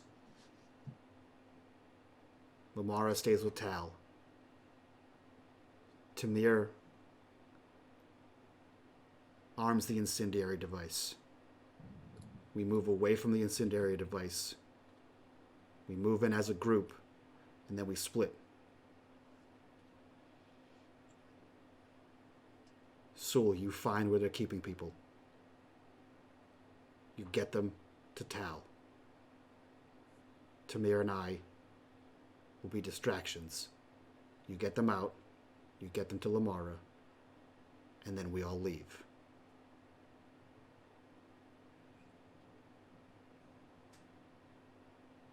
Let's go. Are you going on foot or are you taking the boat? Is there land to get there? You would be hop So- skipping and jumping across the way that the commandos took that Sewell scouted for you, or you can take the boat. I was thinking that we would take the boat over to where the other boat was parked Perfect. and park basically right there so I can get an idea of what that boat looks like before we're doing that running. Great. You Dom, Unless, real quick. unless Sewell sees a problem with that, Real quick. I don't think depending on where the thing is. How loud was this boat? Our boat. It's an airboat. It has a massive propeller. So it's pretty It comes freaking out loud. of the water. Don, I didn't grow up in the Okay. swamp. I don't know how loud it is. Well, Yeah. it loud. Okay, so maybe yeah. not. I didn't grow up in the swamp. What a sassy bitch you are. I I don't would know. like I would like to. He is very sassy today. Listen, I cried on camera. I'll be sassy if I want to be sassy. All right? As I assume we're like prepping to leave. That seems to be the vibe. As we're prepping, am I able to walk over to Tamir? Sure. If I Tamir wanna- allows you to. Yeah. I'm just gonna slowly, like cautiously, walk over to Tamir. He's prepping. Also, probably frustrated that there's no pockets. Like, how do you put a gun in a wetsuit? You don't. On a you holster. Wear belts. You wear belts. Welcome to Oh. my everyday problems. That's perfect, actually, because I'm going This thing to. needs more You pockets. see him trying to figure out like how to suit up in Yeah. this, and you realize that he has no holsters on him. And as an assassin, you recognize that you are only as good as what you can carry on your physical person. And he has no belts. So and I no don't gear. need my holster since he has my gun. So True. I'm going to walk over to Tamir and kind of like awkwardly loom over him and pass my holster to him. And attached to that, I'm going to give him 2 grenades that I have been carrying. And I'm going to just say, what did you learn about my dad?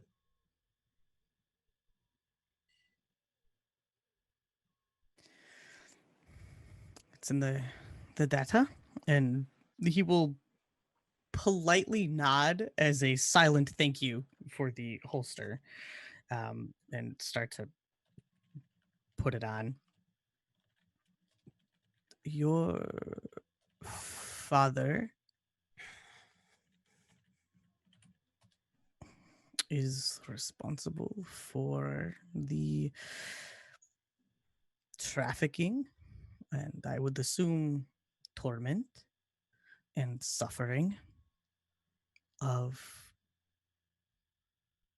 thousands of people for many years.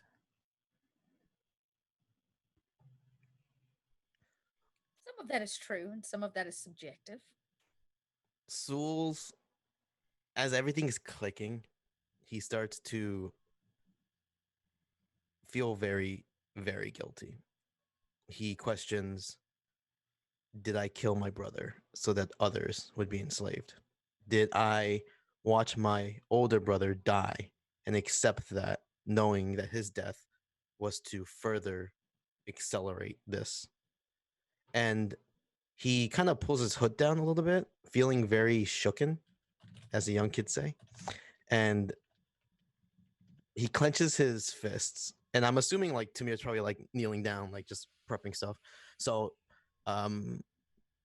he shakes his fist, and in a very broken voice, like it's very involuntary, Sewell just mutters, "Thank you for the clarification." And he immediately just turns away and starts walking towards his pack. And I'm assuming no one's going to be able to see this, but I figured it'd be a nice little visual for everyone else. Uncontrollably, Sewell has a very strong tear that rolls down as he finally accepts what he is and what he did. What he was. He doesn't know that, though. He can't accept that. So Sure. as of right now, he does not feel like he's let go of the past properly. And he leaves the conversation with a broken heart. And as he's prepping, he's going to say a silent prayer to his icon, praying that they live. That who lives? Them, like the crew. And A Yeah. prayer rings out to the judge, the icon that passes judgment. Judgment is not good or bad, not necessarily, but it is righteous. And it's supposed to bring with it proper justice. How long has it been since you prayed to your icon, Sewell? oh man, Probably way before his older brother passed. After witnessing that, he's kind of given up on judgment. Though there is a judge card of punishment in play. Today you're not punished. The icon instead hears your cry. The literal tear that pings off of your cheek and maybe splashes into the top of the swampy water in this black void of nothing on a space overrun with life and vegetation. And the judge instead gives you a different kind of judgment, passes a different sentence upon you, one of a blessing.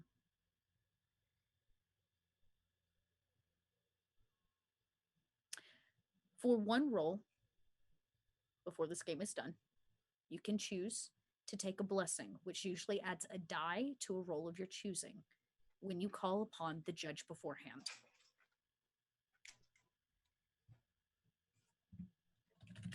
So I get one extra dice. Basically, yeah, you get to Okay. choose. You basically say, I'm calling upon the blessing from the judge for this roll, and you're going to add a die to it. Okay, He cool. waits to pass his judgment of punishment for what you've done in the past for later. Okay. And if the team has nothing left to say, gear is packed, bodies are sorted back into a rather small swamp boat, like fan boat, and you hover your way across the top of the water, navigating through. Tal, I'm going to need a pilot roll from you. It is dark, and this is a rather difficult terrain, we'll call it, as you kind of dodge through what is debris and ruin of an old city. Fucking told you, no. I told you. What, a pilot roll? Yeah, no, he keeps messaging, we need to talk seriously, but things keep happening. All right, well, and then you're like, if nobody has anything else to say, and Did I I'm not like, whoa, just wait. We and don't then- have to go. Yeah. If you got something to say, let's say it. That's why I asked. and then he didn't say anything, and then you're like, okay, how about that piloting roll? And Listen, I'm like, you have to wait for the moment. I waited it's for not like the right- 7 episodes for that go speech. for it. The right moment. I just thought it was funny because I was like, it's not happening. No. Darkness. Mm-hmm. Yeah. Mhm. Oh shit! Damn. Much Holy better. shit. shit! I was about to say, the last thing you want is to wreck this boat and have to swim your way back Holy to fuck, shore. we got 5 6s. What the fuck? What? Another ship appears. At 5 Holy 6s. It at takes its 5 flight. It 6s. flies. It hovers over Yes, the water. at 5 6s, Tal. Am I able to make maybe this it thing is, silent? a concentration thing. Maybe she's just really in the zone. Maybe she's just got a lot on her mind. Maybe she just needs to reach her sister Jalissa. Man, that's 5 out of 8 Tal. dice. Tal drifts all of you through this ancient city at an ungodly speed. With the help of Sul, who tells her kind of which direction they were headed, you make it to kind of the shores of where the ziggurat appears above the water line in half the time it would have taken you. Because of this rule, I'm going to mitigate both combat encounters that possibly Oh. could have arisen during your travel, and we will skip directly to the shoreline. You pull up next to this boat, Tal. As you get closer, you two recognize that this is this actual airship is a cargo ship. It's really meant to haul things. It's like a 2-person shuttle that hauls stuff. It technically can hold more people than that without stuff in it, and it currently stands empty. It's not really meant for like leaving planet, though. This is a planet-side ship meant for transport. Okay, but it does fly. It does fly. Perfect. I mean, you could will- try to break atmosphere with it. That's No, on you. no, I- but I just want to get back to my Yes, ship. it's I'll very break clear, yeah. atmosphere with my ship. they would have flown this ship in, like it would have come from the monolith over, or wherever they were Okay. moving people, probably Little Algol. So as soon as I drive up, I cut the engine and I hop over to make sure I know exactly how to wire this thing, because I don't want to have to take the time for it later. Tal, you've been flying ships a long ass time. If you can roll a 5 at navigating a damn water boat, you can definitely know how to hotwire this vessel. This is a potential great out off of this place if it is still here when you leave. Okay.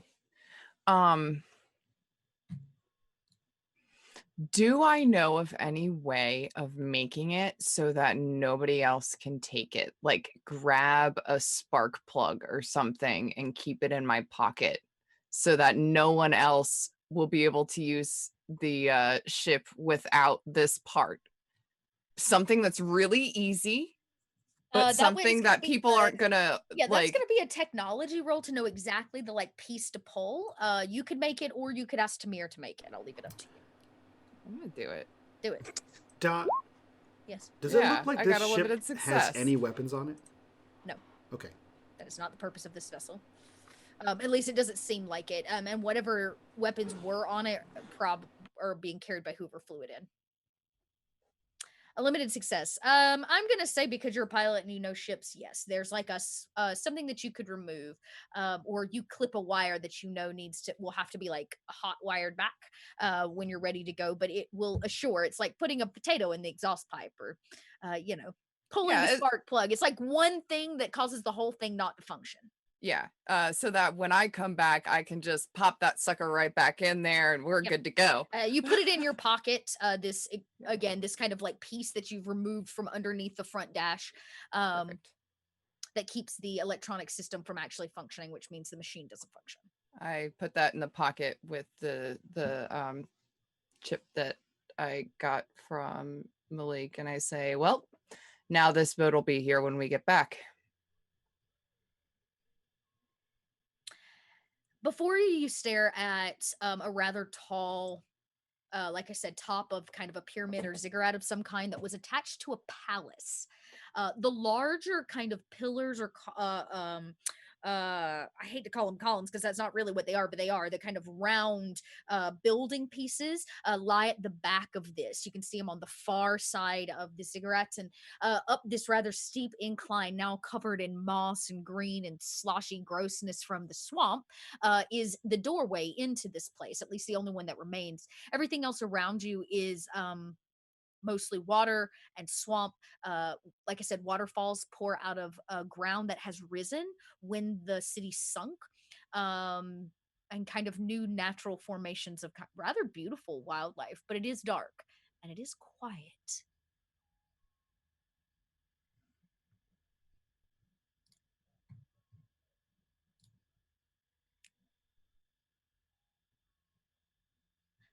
I was muted. Malik, I guess I don't know, but I would see it on its gun. Sul, Yes. is that a night sight, or is it just Yes. a regular scope? Do you mind? I unscrew it and And Night sight? he's going to like look around, and what Malik is looking for specifically is. You said there's these pillars, there's these towers around this place. Yeah, but they're on like the back side. They're at the far end. But yes, Right. The furthest away from this ship. where right? you currently stand. Yeah. Correct. He wants to get a look and find out which one of these is the most in bad shape. The one that looks the worse off. Yeah. You pan across. It's a little difficult to see only because it is on the other side of a massive structure that's kind of between you and it. Literally the far side where the white butterfly landed. Well, I guess only Tamir knows that. I would like to screw in the scope that he gave me. Yeah, you kind of put it on. It goes around corners, and you can detach it and like put it under doors and stuff. Yeah, you see that one of them is like leaning, as if just like the proper wind would like knock it over in no time. The other seems a lot more structural than that, but it is disheveled more on the outside, as if something has hit it, maybe a vessel or a ship at one point. It's got a chunk missing out of it, if that makes sense. The one that's leaning, is it leaning towards the ziggurat or away from the ziggurat? It's leaning like away, like it leans out away from it. Like if somebody were on the inside, the central area, and pushed, it would fall away from the ziggurat. Mm. And the one that has a chunk out of it, it's like out of the side of it. But Okay. that one would, if say exploded, would fall down, or could be rigged to fall whichever direction you wanted it to. Okay. That's what he's looking for. He's looking for that perfect point. He walks over to Tamir and he kind of like looks in and then positions it so that Tamir can look through. He says, if you put it on the backside there, you set the timer for 60 seconds. That should give you enough time to get out of the tower. Okay. It should fall and hit the ziggurat. The people won't be in the top. That makes no sense. Agreed. What happens if we can't get out in 60 seconds? We're not going in the tower. It only takes one person to place a bomb. Tal, you're the only one that knows that the medical facility is on the far side of the ziggurat, not inside of it. So, I looked through Jalissa's eyes today. And she was standing on the ziggurat. The medical center is on the other side. That's where they're gonna have the people. I'm sorry. Did you? Do you not think this would have been vital information prior to us coming to this temple? Yeah, I know. Well, everybody else seems to be withholding vital information, so why the hell not? I'm not. I'll tell you anything. Thanks, Lamara. Anyways, We don't. So the people we need to get are not in this temple. Is that what you're saying? no, You're saying we have to pass through the temple, yeah? the Just go around it. yeah, just around. The medical center's on the other side. You can see it from the side of the ziggurat. There is no going around. To climb it would be significantly more dangerous from the exterior. You're gonna have to go through. Oh, okay. That's what I'm saying. It's like it is like overgrown and slippery, and like okay. it is just this one hole. That is why the two men went in it and down through the other side. It is the way to the opposite side of this sunken temple. That makes sense now. Okay. We're just filling bars left and right tonight, y'all. No, we're not. What? We're not yet. Oh, I wasn't. Yes, the no. hell we are. Okay, Balls. with this new revelation, Malik sighs with his patent pendant Malik sigh. Tal, do we need this? Any motions towards the airboat? I mean, we're gonna need to get out. We Out, have this. out of what? Any points to the ship? Well, yeah, that. No, we don't need the airboat. I mean, it's always nice to have a backup, but What are you thinking, Malik? It's full of fuel, right? Crash the airboat into one of these trees while we go into the temple.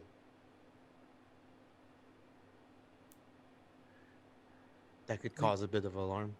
We could make a bigger. Who wants I to mean, roll a there's- science roll? Not me. Do it, Tamir. I don't have science. It's cool. It's fine. No, You know what? Keep talking. Keep talking. Lamara has science. Does she want to roll? She could roll science. All right, let Thank me, God, let me Lamara. reduce her shit real quick. One success. Yes. I don't mean to, I'm just a doctor and all, but this ground, and she kind of touches it. You can see it is slippery here. Like the wet, mossy overgrowth that grows on stone in a swamp is super duper slippery, and it's all over everything here. And she goes, I don't mean to. I'm just a doctor, but I'm pretty sure that hole is big enough where we could just use the swamp boat and drive up it like a slide. Huh. Huh. Tal? Huh.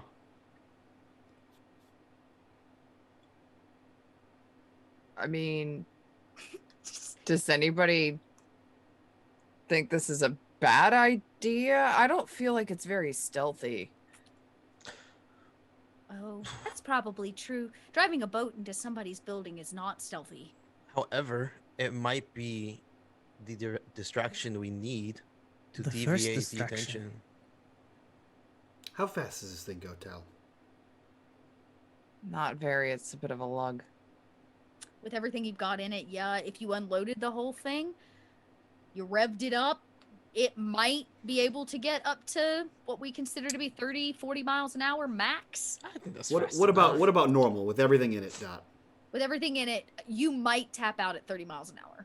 What about some bullshit gearhead jury rigging? No. I'm not. So he, with that question and with Tal saying not very fast, he says, well, if you can rig it to just go straight, we hop in, we blast through the temple, and then one at a time, we jump off.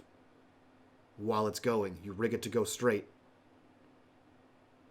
And then it goes right into. whatever it goes into. They will be focused on the boat, not what was off the boat.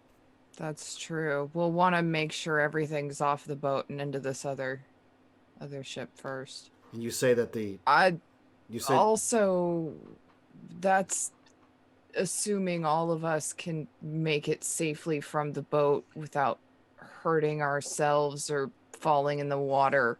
oh no, it's gonna hurt.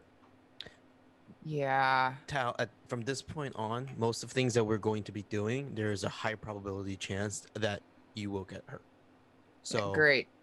I would suggest you remove that hindrance from all obstacles Okay. and just do what we can. Sure. But we will need this to be somehow set up where it just goes straight. So wait, we're rigging the boat to explode? No, we're rigging the boat to go straight, and then crash into whatever it crashes into. Do we know what that is on the other side? Nope, but we can see it once we get there. And if we need to pull a brake, we can pull the brake. Here, how about this? Let me get one of those grenades, Tamir. He'll hand you one. I'll go last. I'll jump off last, which will put me further into the direction we need to go. And if I think wherever the boat is going towards needs to blow up, I'll drop one of these grenades in it and jump off. If not, then we can just not put the grenade and the boat can just crash and not blow up.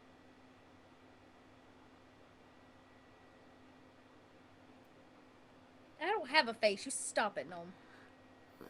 I don't have a better idea. You have a lovely face, Dot. Thanks. So I have a question. From what I remember, is the medical center like right on the other side of the tunnel? Like that's what's. When you look out over the ziggurat, it looks like probably you're coming out at, if this is a palace, you were coming out on one of the higher tiers. There's like a balcony. That's what she walked out on. There's been a makeshift scaffolding down the opposite side of the ziggurat, which has had a significant more damage. And you can see an embankment that's like you go down into the jungle and you can see the top of the medical facility. You don't know how wide this top of this thing is. You don't know how far you're gonna have to cross in the boat to get it out the other side. And when it breaks free out the other side, it's breaking free into free air and it's going to fall hundreds of feet down. But not onto the medical center. Probably not. You're gonna have to really Okay. launch it to like get it that far out, but it will fall and potentially break the scaffolding down to the medical facility. Ah. It's between you. You have to take that scaffolding down to the jungle, cross through it, and get to what's left of the medical facility. If you shoot it out and it touches anything that's not, it's gonna be a mess. The tower, I would say, Tao, you would know looking out over, like you look down at the medical facility, the towers that Malik was kind of looking at and seeing is even farther back. It's on the far side of the medical facility. Those would be like what was left over from possibly the original like town or structure of some kind, maybe, used for lookout or something like that, but it's even farther back. And could fall forward and hit the medical facility and part of the ziggurat, that's for sure. I relay this information.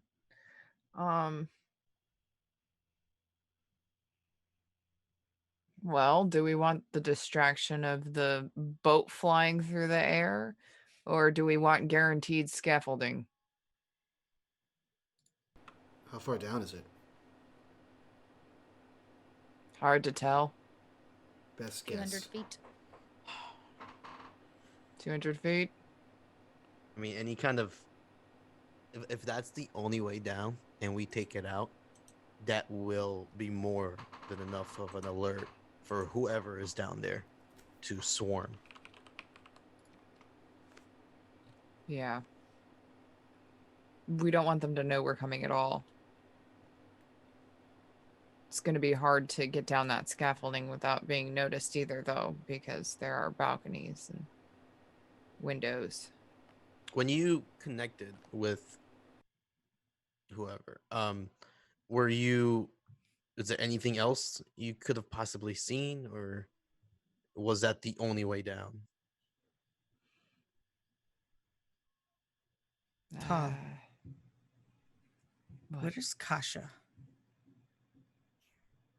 Do you think that she would be here? We didn't see where she went. Lumara. Wait, but we have a tracking beam on her? Oh shit, we do. Yeah. What?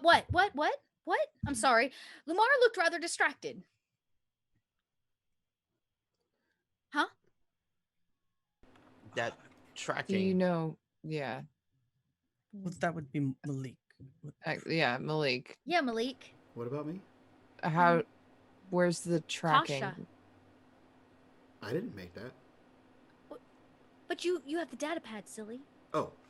We programmed it to your data. You pull it up. Sorry. Guess what? She's here. Thanks, Dot. Oh yeah, she is. Guess who can- probably took this vessel in? Guess who's coming back to claim it when they're done and they're not gonna be able to use it? Guess who took this vessel in? So what does it? What does it say? Is she here? It says that Kasha is on the other side, probably of the ziggurat inside of the medical facility. Yeah, Balls. she's where we're going. That beacon. How far is that beacon from the ziggurat? Altitude wise, Just About- distance wise. just distance. I mean, I don't know. Not even a quarter mile. Okay. It looks that probably this medical facility was part of this palace, that it's set on the grounds proper before all of this sank down. Does that make sense? And Wildlife like took it all back over. So it was part of this facility. It just so happens that the palace, the guy who kind of ran all of this, without getting into too much lore, historically speaking, lived here. This was like his governor's house. And this is what's left of it that's above the water line. Everything else behind it, which might have been a small, who knows, housing facilities, a medical facility, all of that's now taken over by the swamp. Well, either way, we need to figure out what we're doing here. Either we go in quiet and try to sneak past and down the scaffolding, or we make it a loud entrance with the boat, granting distraction, yet possibly destroying our only way down. Either way, we're losing nightlight here. We gotta try to sneak in. I say we can't just be walk in. loud. Yeah. We have So- eyes on the inside, though. Tal, if you help me, we can do what we did before. And he'll kind of hold his hand out to her. Whose eyes are you seeing through? Right now, Kasha's. You're gonna try to look through Kasha's eyes? We know she's here. It's the closest to a security camera we have. It's true.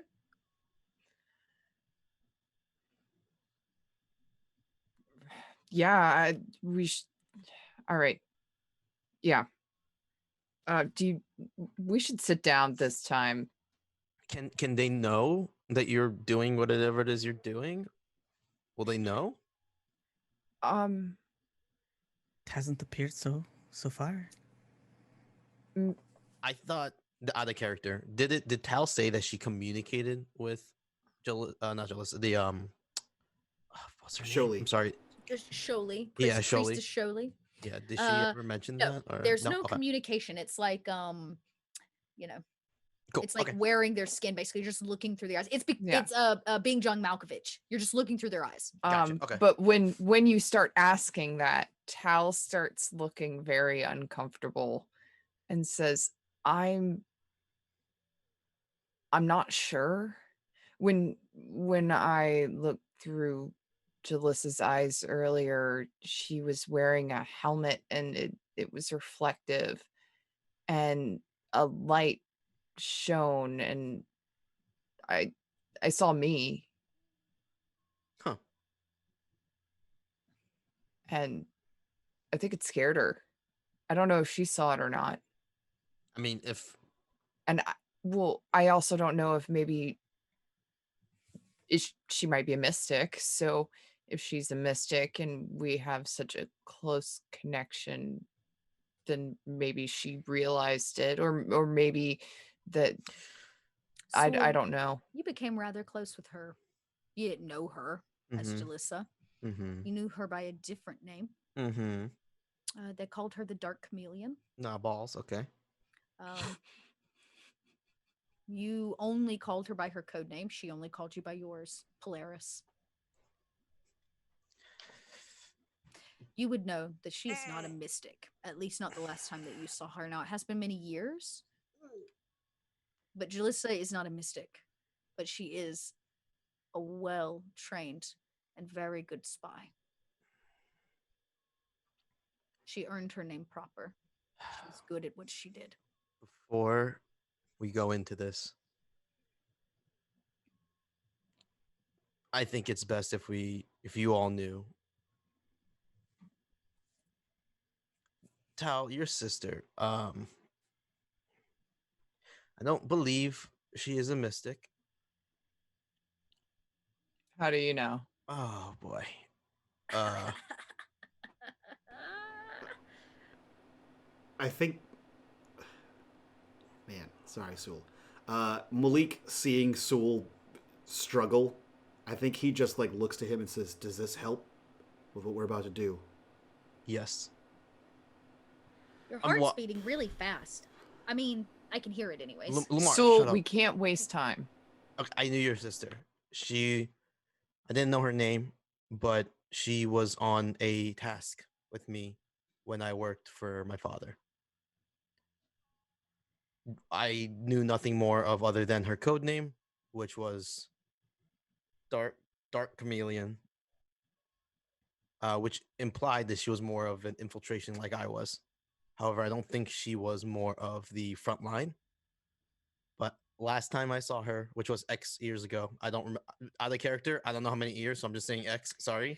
It's been a while, 10, 12 Okay. maybe. Maybe actually probably not that long. Because your brother, that seems about right. Yeah. 10 years or less, give or take. More importantly, Sul, you would know that she was really good at her job because you don't know how, but it was said that the Dark Chameleon was able to actually change their face, who they were, become new people if needed. All I But know, you know her true face. all I know is she was very good at what she did, and that was not if she didn't want to be seen, she wouldn't be seen. And I don't think she's a mystic, so I don't think your theory of her being a mystic is what may have allowed her to see you. This is a very large risk, but I leave it in your discretion if you wish to continue. I have a question. Yes, Lumara. Do all of you know each other before this? Apparently so. No. So you're telling me that you know Tal's sister by a code name called the Dark Chameleon, and you used to do assassiny type things together? Well, I mean, our partnership ended very abruptly. Oh, Let's just say we didn't work well together, and the result of that made me lose something. hey Mike. No, Roll an empathy no. insight for me on recall okay. in on Sewell because That's from fine. Mara.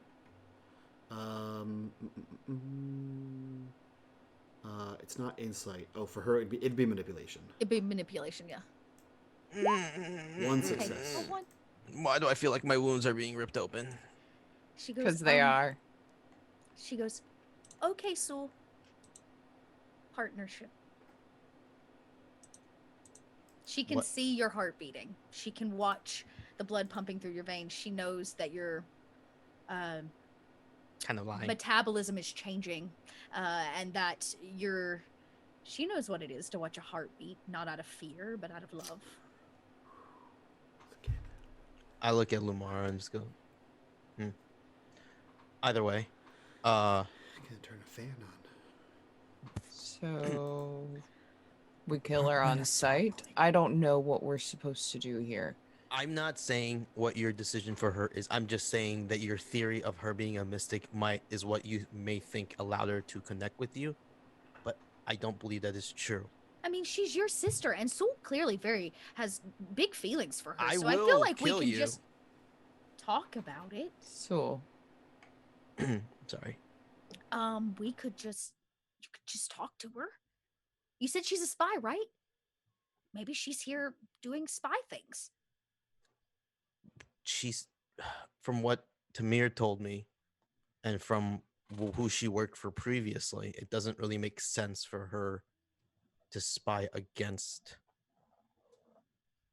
the syndicate. But it does. Tal, that was my initial hunch. What I mean, what you said of your sister and what we saw, it didn't. I did not believe that your sister was intending harm. GM question. Mhm. In my previous working with Tal's sister, would I have seen any malintent or personal traits that may make me believe that she is a psycho cray-cray? she was not an assassin. That was not her job. She Okay. dealt in information. She Okay. was a spy. Gotcha. You were paired together because each of you had a set of skills necessary. She could, for however and whatever way you don't understand, change her face. And you were capable of killing people. I would think that one of the reasons that maybe you had feelings for her or fell in love with her is because she was not like anybody else that you worked with under Gotcha. your father. Okay. And she did not, this is also important. She was a freelance hire. She was not part of the syndicate. She worked with you on jobs and you met her through the syndicate on the job that eventually got your brother killed. Would she have known that her actions caused her and my actions caused my brother to die? That's up to you. Fuck. What is that story? I don't know. Fuck. I just know that she was involved in that day. Okay.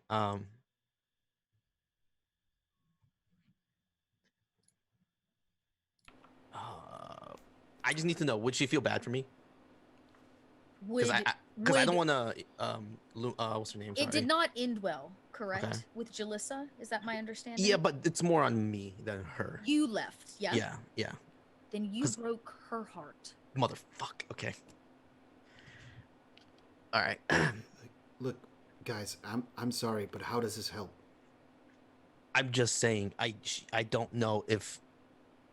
I don't know if they can't see. I feel like knowing whether or not if the Dark Chameleon is working with us or against us is important information, Malik.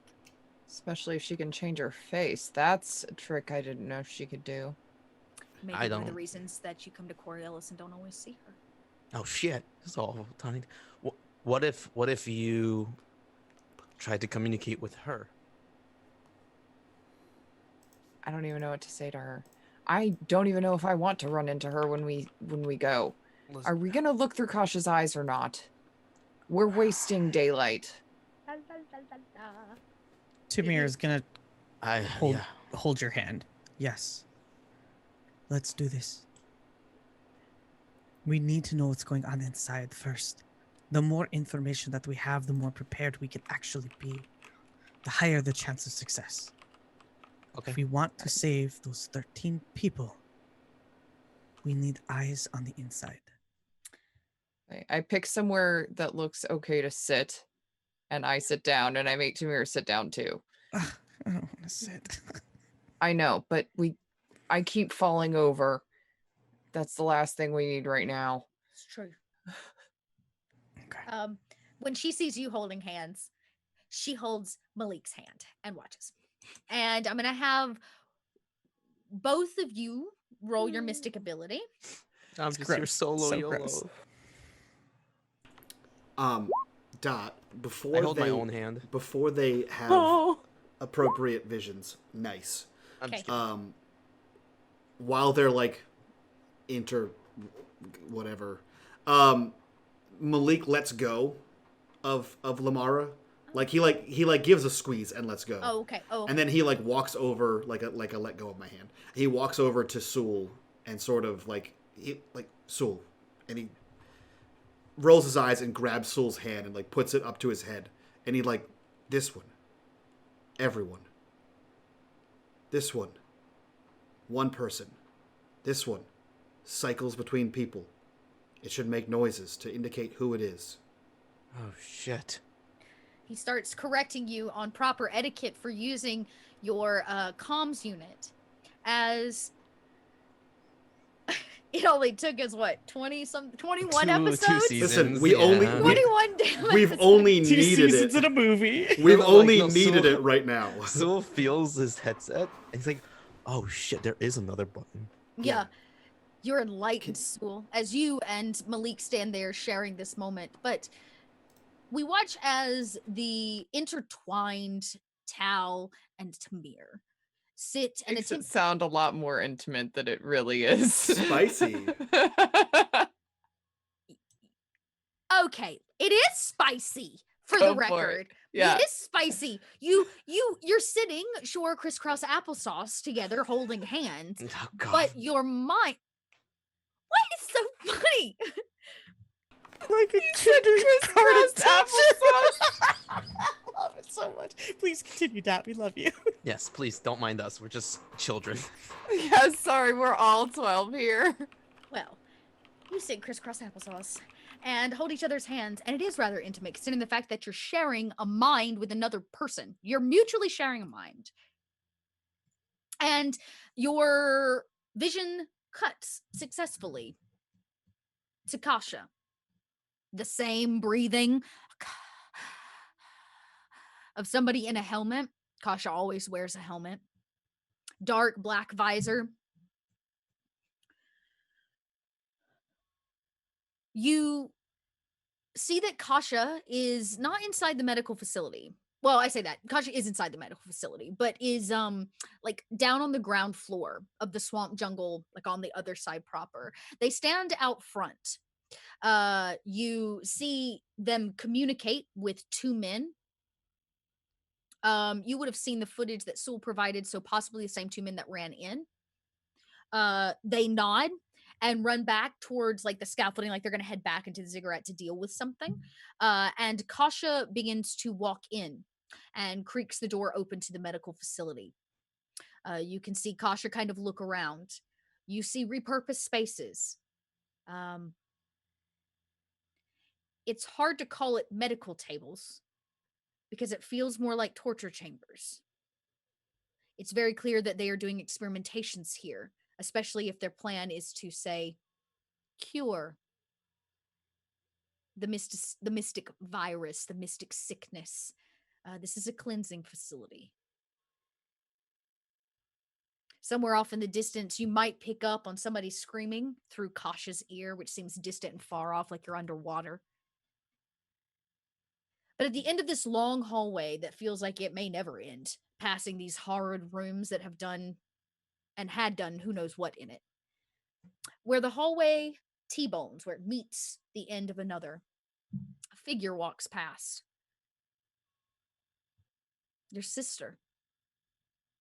She makes eye contact with Kasha. A nod from Kasha. A nod from your sister. And she goes left and kind of continues across the empty path.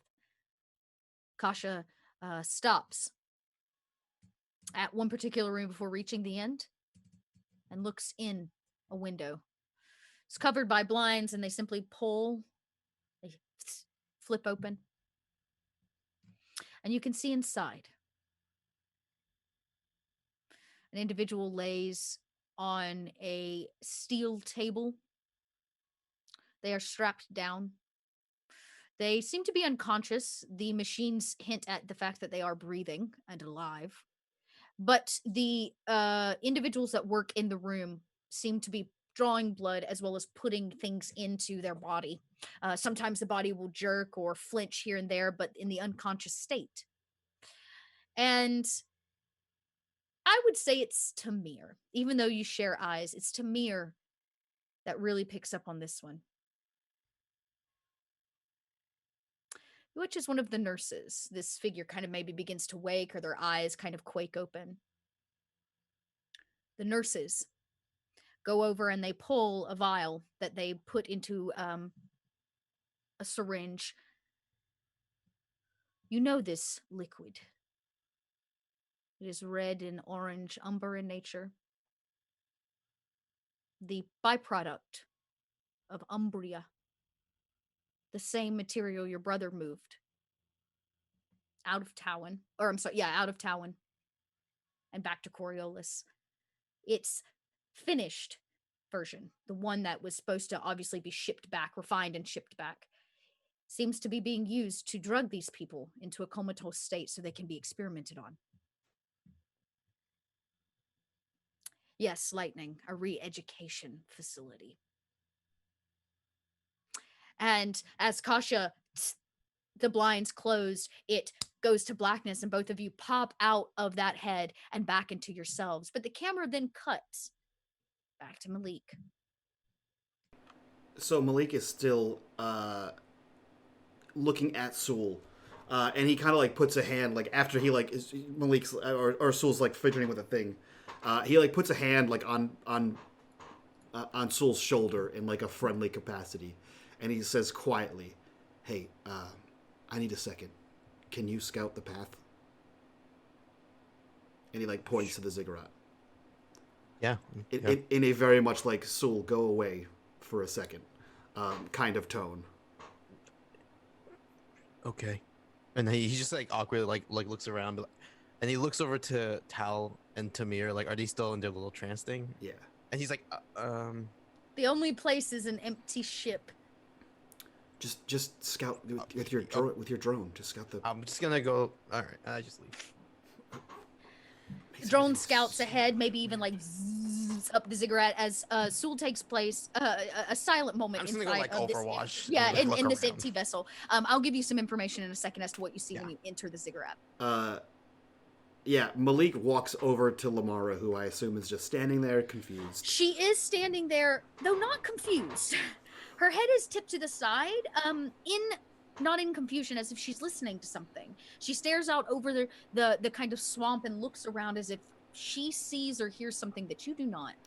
I think he's too distracted about stuff to really notice her. And he like takes the shemagh off and just says, "Lamara." Huh, and like kind of like puts it in her hands. Oh, and then right. he like takes his shirt off. Okay. And then unzips the body armor that he's wearing under it, and just sort of puts the armor around her, takes the shirt back on, and puts the shemagh back on, and then like helps her adjust the armor and zips it up. And he kind of like he's like, "I need you to understand something. I need you to promise me that you'll get Tal and anyone she has with her out of here and to that ship, no matter what." I'll try. No matter what. No matter what. No matter what happens, no matter who does and doesn't make it, you get Tal and whoever she has with her to this ship. And Tamir. And Tal. And Tal. And Sewell to the ship. Just Tal. All of you. I need you to promise me. Why just Tal? In case anything happens, get Tal and whoever she has with her back to the ship.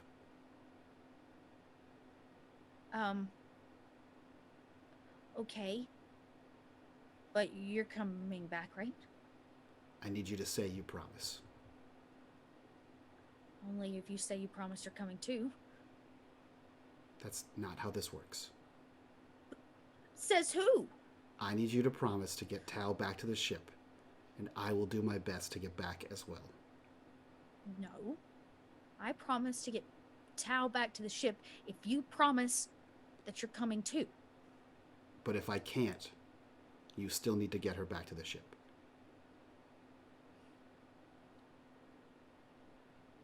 Okay. Okay? Okay. Say, Promise. thank you. And like he like looks quickly down at the intertwined Tamir and Tal, and then like he like looks around for Sul, and like again he kind of sighs and just like the quickest he just like leans in and like kisses her and then just Oh. All right, Sul. She is I'm rather probably- shocked. oh. Yeah, she's rather shocked. She still has your shumak, and she goes, wait, and she kind of puts it over your head and like wraps it around and like tucks the edges in, like puts it back just so. Okay. Okay. And she kind of walks off the opposite direction. It's a little awkward. Sul, it's definitely awkward for you because the drone's picking up all of it as you fly up and actually into the ziggurat. I am gonna mute that. Yeah, you mute it until it gets out of range. And Yeah, I'm just like, okay. the drone enters a rather dark place. This once was a palace, which means when you actually get into it, you realize it's rather open. Though in a disheveled state, the architecture rather crumbling, this was probably some kind of gathering or meeting room of some kind, you're not sure. But what catches your eye immediately, and maybe a good thing you didn't drive a boat up here, is the center of the room has a massive hole in it. A cavern, crevice. And if the drone just happens to tip down to look into it, you see about 20 white, empty pods. Water kind of pours in from crevices in the walls and space and dirt around it, as if there's these kind of like natural springs that are coming in from the swamp, and kind of pouring in and pooling in certain areas. But these all are marked with the same black mark that Tao talked about, signifying them as mystics. This seems to be where they dump the pods before moving the bodies to the medical facility.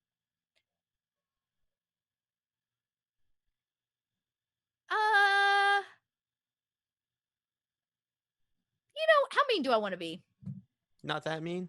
We have 3 corruption bars, so you be. No, I've used one. Fucking- I've used one.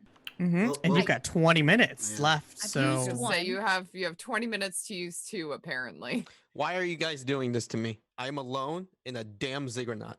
Yeah. I'm sorry, whatever it's called. The ziggurat. Ziggurat, sorry. The ziggurat is the one thing. No, it's fine. Sorry. The drone begins. You maybe want to get a closer look. The drone begins to drop down, kind of into this hole, and begins looking about. And as it spins around, something happens. It goes rather dark. My drone goes dark, or Yes. is it still And functioning? then you get this kind of like Oh damn it! Did I lose my drone again? Like, is it the not drone working? is not working or responding. That's all you know. Something in the hole got it.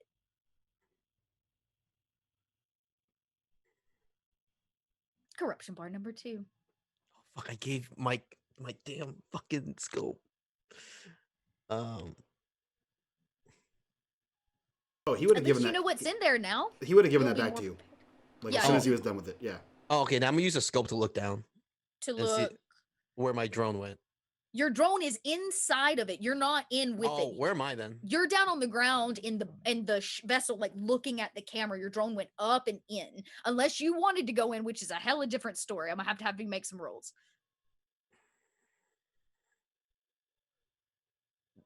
No. I'm gonna go back. I'm gonna. Fucking dumbass. So I'm gonna try to climb it. You're without anybody while everybody else is busy. Yeah. Okay, roll the Sneakily. okay, it's still going to be a Oh, I- dexterity roll. Paul, before you roll, you have a +1 because we all have hyper rope. Very true. Oh, okay, thank God. Oh, and I have my icon prayer thingy, right? I think that's for a crit on an attack. Correct. Oh yeah, no. Well, no, it's a crit on anything you want to use No, it no, for, no, no. but you have to call upon your icon. He's talking about the blessing. Yeah, My the blessing, blessing. sorry. You have to call upon the icon before you make the roll to use it. So you would be like, "Dear Judge, let me make it to the top of this damn thing," and then you would get to use that on this. Okay. roll. And I can only use that on this episode, right? I can't like save You it. can. It is a banked. Oh, blessing. oh, okay. Well, fuck that then. That's Yeah, a- I'll just I I'll just go. That's a hell of a Southern prayer. Dear God, let me have to do this damn Nobody thing. gets the fuck of this top Yeah. shit. I'm just gonna climb, and I'll use the hyper rope bonus. So Okay. So the plus one. So add a okay. +1 in the modifier box. and then Or what? Do you just want a me to roll? 1. I don't think you have to add a plus. It's gonna be your dexterity. Dexterity. Okay, so that is 4, 6, 7. Come on, please. You mother flapjacks. Okay. Well, you could unless you spend want- darkness. To spend a darkness point and I give it will. to me. I will. Great, I you will. can I'm sorry. re-roll. I'm sorry. I'm gonna have to check my numbers here. Okay, limited. Limited success. It is so slippery. Mhm. Even with the rope, which is the only thing at this point that is probably keeping you like in there, your feet constantly slip. It's like walking up a wet slide. But you do eventually make it to the top just in time to see Malik and Lumara be weird. They have not noticed you get to the top, and they kind of part as Tal and Tamir break out of their trance that they are in, and you watch both of them kind of breathe life into themselves, and you stand at the top staring down at them. You look around. Your drone is nowhere to be seen. It did fly into the hole. It's dark in here, and you can see the kind of broken open crevice. I'm gonna use my rifle as a point and Okay. aim and also use a scope and then like look in the dark open Kind area. of around. From what Yeah. you can tell, there's nobody here. I'm gonna At least not in this room in particular. You can see that there are some kind of like I don't want to call them makeshift. They're proper stairs, but they look a little janky. That might go down to another level of some kind. But in this room, it seems that it's relatively closed off, except for a small hallway that goes into more darkness and this pit. Oh god, this is spooky. Okay. Can I crawl? Not crawl, but like sneakily go up to the hole and just kind of look down on the hole with my Yeah, you kind of Scope. look down in the hole. You peer in green. Basically, it's all green because you're looking through night vision. And you see your drone sitting there at the bottom of this pit. Does he look hurt? Like, does it look like anything scratched it up or? It has some kind of strange black viscous on it. Oh, yep. Fuck that. I'm gonna turn around and can I somehow like secure the hyper rope to the top as I go back down so that like it might be easier for everyone else to climb it? Mhm. Yeah, I'll do that. I'll use whatever hyper rope I have to. Yeah, you create, like, a ledge, fasten yeah. it off. Yeah, you fasten it off so it becomes a structural thing that people can use. Yeah. To make it easier for their climb. So everybody will get a +1 with that hyper rope. And then I'll before I go down, can I go look at the staircase? Mhm. And then cautiously, like if it's clear, go down the staircase. Roll another. If you're wanting to do it with stealth, roll another dexterity because you were not very stealthy the first time. Okay.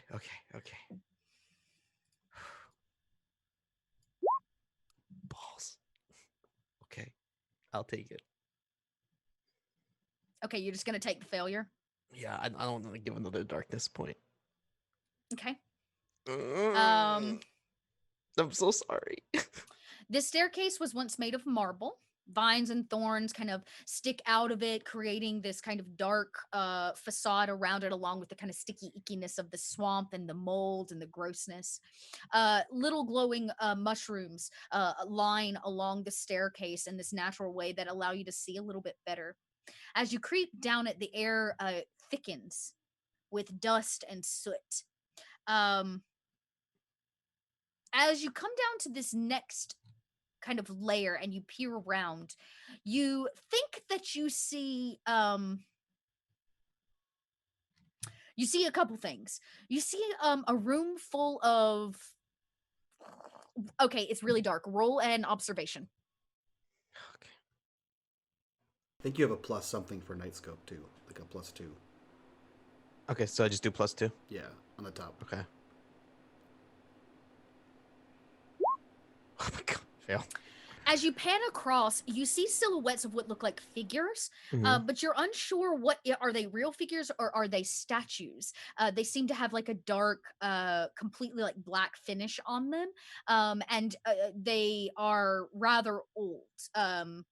Actually, no, you probably don't see them as old. You just see these kind of silhouettes of all these figures as if there are like 10 or 12 of them in this space. And at the far end of this room, there is another doorway that leads to a better, well lit area.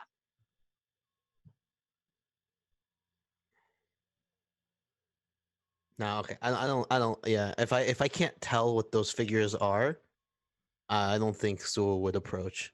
So I think at this point, I know that there is another door that goes to a lower level to this temple thing. Yeah, to this lower level, and it looks like light is coming out Okay. through this other space, which may be the exterior balcony area that Tao was talking about, where her sister stood, that looked out over. That is probably the exit, is that direction. Okay. Yeah, I think I would. I'm. Fuck. No. Yeah, he would turn around. There's no reason for him to go in on this alone. Yeah, I think I would turn around because I can't confirm what those figures are. And Great. if Do I you see go like if I back see, with stealth? yeah, Okay, roll another agility, agility or a dexterity. dexterity. Okay. Actually, I could infiltration. take an infiltration, whichever is better for you. Okay, I'll do infiltration. Does he have a +1 for the rope? Great. This is not about the rope. So you turn to leave. Oh Jesus. Okay. You've been doing this a long time, Uh-huh. sneaking in and out of places. The dark is your friend, unless there is something that uses the dark better than you do. Uh-huh. You turn to leave and you get that feeling Uh-huh. that you might be being watched. Uh-huh. You turn back behind you to see what it could possibly be, and you're not sure, but the dark figures, these charcoal like statues, you think that they're not the same. Maybe a couple of them have moved, and out of the corner of your eye, you swear the shadows dart from one area of darkness to another, but you cannot prove it because every time you turn, everything is still and quiet. But the lingering feeling of being watched does not leave you or dissipate as you exit the ziggurat and come back down to solid ground where you meet the rest of your party. You all see Sewell almost, I imagine there's like you kind of skate down because you can. It's all Mhm. slippery, so you kind of like slide out and hit baseline. So I may have done a thing. What Yeah, was that? Where'd you go? So I sent my drone up. He went in. There is a large hole with the pods. And then he turned off. Or something turned my drone off. So I went to go take a look. Wait, something hit your drone and turned it off Yeah. or killed it. So you decided that was a good idea to go alone to go see what it was. Well, you held very important information. I think this is fair. What did you find? I don't know, but they were figures, dark figures. I couldn't really make out what it was. However, I believe they may know of my existence. It's about this time you hear "Ooh," as his drone comes like wiggle wobbling, like, you know, the Roomba comes wiggle wobbling out of the darkness, and it like crashes on the ground and it slides like a hockey puck. I'm sorry, Down. how did that look again? And it comes and it slides down a hockey, like somebody kicked a hockey puck. That's gonna be a And gif. as it crash lands and slides, and it comes to kind of a resting halt at all of your feet as it hits the ground. And you can hear it trying to like get flight again. It's like, ooh, but it seems weighted and clogged with a black viscous that covers the exterior of it. is that? What is that? Everybody would have been there, would have seen it. Except for Malik, of course, who was taking a nap. But this is a similar type blacky ooze that seeped from your ship. The darkness. It's here. That's darkness. What does that mean? That doesn't mean I'm anything. sorry, what? It's like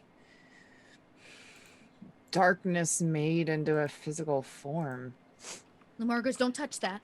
I don't know what that means. Don't touch that. As she's saying that, Tamir is like popping open his She goes, portable lab kit. That's not what you think it is. Don't touch that. What, Lumara? What She is goes, that? I can see it. It's alive. What? It's alive. The goo, the viscousness. It's a series of bacteria, of molecule.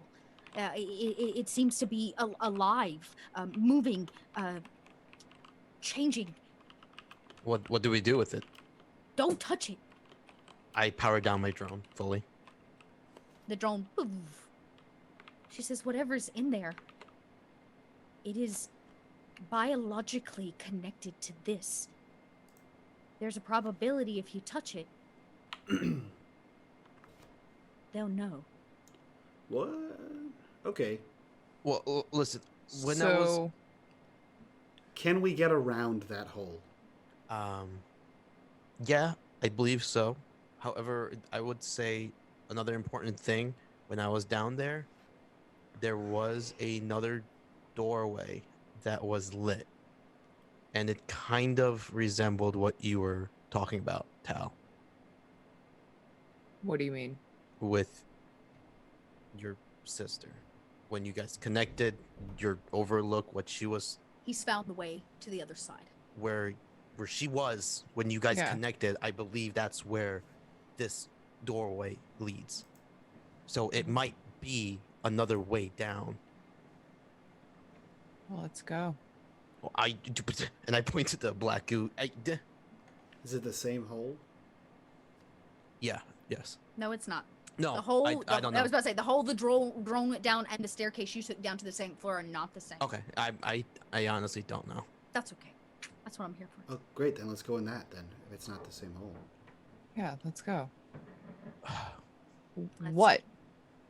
Nothing. Okay. Like, don't touch any black goo or anything, or Something there was definitely shifting. I couldn't get a good glimpse, but it was always. It's like when you kind of see it, but then when you go to look at it, it's not there. So Tamir's gonna pull out his spectacles and put them on. I'm all for going. I just want you guys to be aware of what You you're going begin into. I Flipping hate through outside. the layers of your glasses. As you do so, you find the one that allows you to see through non-organic matter structures, basically, and you kind of peer through. Tamir, you're the only one that sees it. Your stomach drops out all the way into your feet. As you pan through the ziggurat, you see these kind of destructed places. You can see where the water is passing through. Which power are you rolling? Oh, for the glasses. For the glasses. To activate them, correct. Mm-hmm. Yeah, holy fuck. And it all looks relatively normal. You see a couple bodies. You see a room that seems to have some kind of statues in it. You see this hole. You see the pods at the bottom. But it is where the hole leads that makes your stomach drop. Because at the bottom, when you look under the ground, the foundation of this palace does not sleep. It is in unrest with darkness, and whatever creatures in vast quantity crawl and gnarl their way across the base and the deep depths of this temple or this palace are no longer sleeping.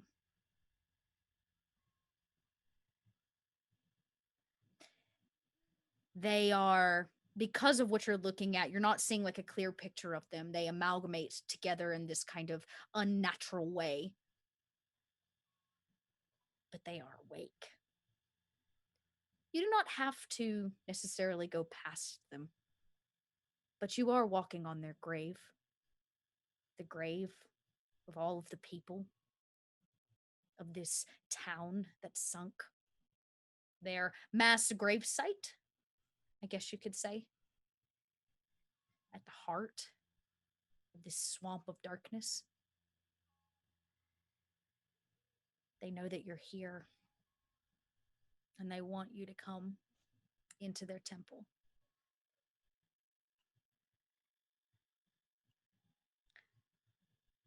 But we'll have to find out next week. Because we are out of time. Balls.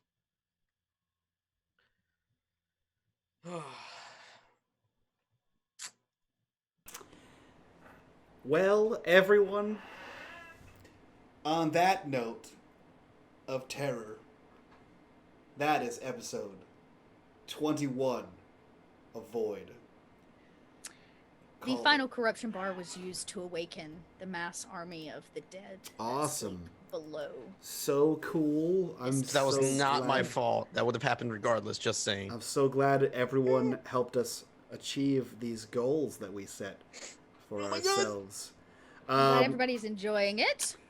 This was episode 21 of Void, Heart of Darkness, and I think we just stared into it. That being said, we have 2 episodes left. So, strap in, strap on, and get ready to rock and roll for the next 2 episodes. We're going to go around, do our introductions, get the hell out of here so we can film our after show, which you can find over on our Patreon, which is one of the ways you can support this channel. The second way is by subscribing here on Twitch. We're trying to hit 20. I think we just hit like 9 today, so help us out with that. But I will go around. Let's do our introductions. Let's get the hell out of here. We'll start with Dot. Who are you? Where can we find you on the internet? And what are you up to? Hi, gang. I am Dot. You can find me on the internet as Little Red Dot. My business is there. There's something clickable, no doubt. If not, it's on the screen. Go look me up on social media. This is what I do. I tell stories. I get to roll dice. I'm a lucky little Dot. We'll be back here for 2 more, and I close out another campaign on my channel on Wednesday night of next week. So yeah, and I've got some big projects in the works. I got some new announcements coming. Lol, something in the crock pot. It's simmering. When it's done, I will let you know what it is. Well, speaking of big plans, Noam, who are you? Where can we find you on the internet? What are you up to?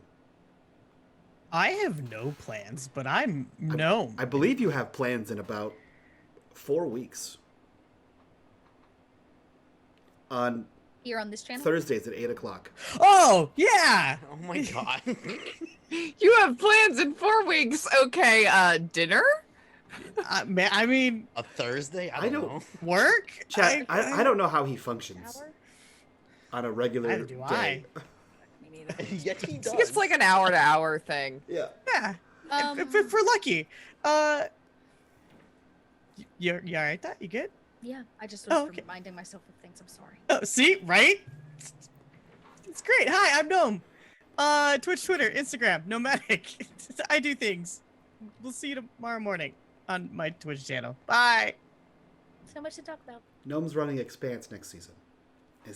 Oh yeah, I totally forgot. Oh my That's what God. all of that was for. So And he has a Paul. talk show tomorrow morning. Paul. Tomorrow morning, just- join us on Gnome's channel for No. Void. I Blue. can talk about it. There we go. That- Yeah, you let's let Eris do it because we know clearly Gnome is not in a place to promote himself. At the I moment. mean, You know what? Let's just Eris. know what? No. Who Hey, are you? Where can we find you on the you're internet? fine. What You are you can up do to? it. Eris is You got half of the show. yeah. No. I think it's Eris cool. is Just 3/4 forget- of the show. I think. Eris, who are you? Where can we find you on the internet? What are you up to? Hi, I'm Eris Savad. Apparently, I'm 3/4 of a 2-person show. I'm not sure what that means. Math. You can Space find us tomorrow morning on Nomedic's channel at 9 a.m. Eastern time, as well as most Mondays, Wednesdays, and Fridays, and really any day we feel like it. You can find me on Twitter at Eris_Savad because Twitter fucking hates me. I make stuff. You can find all that on my website at erisavad.com. And you can also see me playing more emotionally engaging stories on Open for Adventures on Sundays at 4 p.m. Eastern Time, where we are playing Sunday Friends. It's a 5th edition homebrew setting campaign. It's lots of fun. Lots of feelings. Hell yeah. Everybody's gonna be there but Paul. Yeah, Yeah, I could be there. And speaking of Paul, last but not least, Paul, the owner of Awkward Company, our sponsor for this episode and the following 2 episodes. If you guys want to hear more information about that, go check them out on Twitter at twitter.com/awkward_LLC. Paul, who are you? Where can we find you on the internet? And what are you up to? Hello. My name is Paul. You can find me at inwhat123 on Twitter, Twitch, all that. You can find me here on Thursdays. Yeah. I don't really have anything else going on at the moment.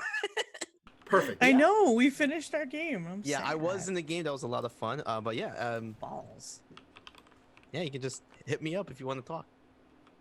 I believe that the internet as a whole can help motivate Paul by harassing him on Twitter at Athena's Odyssey, all one word, for a podcast that he promised to start with him and his girlfriend playing We actually Dungeons recorded it.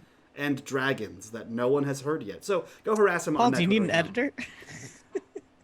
That being said, everyone, we are going to record our after show. If you want to see the after show, hear our thoughts, hear us decompress about this episode, go over to our Patreon at patreon.com/unMadeGaming. Subscribe there at the $5 tier, and you'll get the after show. Subscribe higher for even more cool shit. That's it from us. We'll see you next week for more crying in Sadville and getting eaten by goo. And yeah, that's it from all of us to you guys. We'll see you next week. Bye-bye. Bye.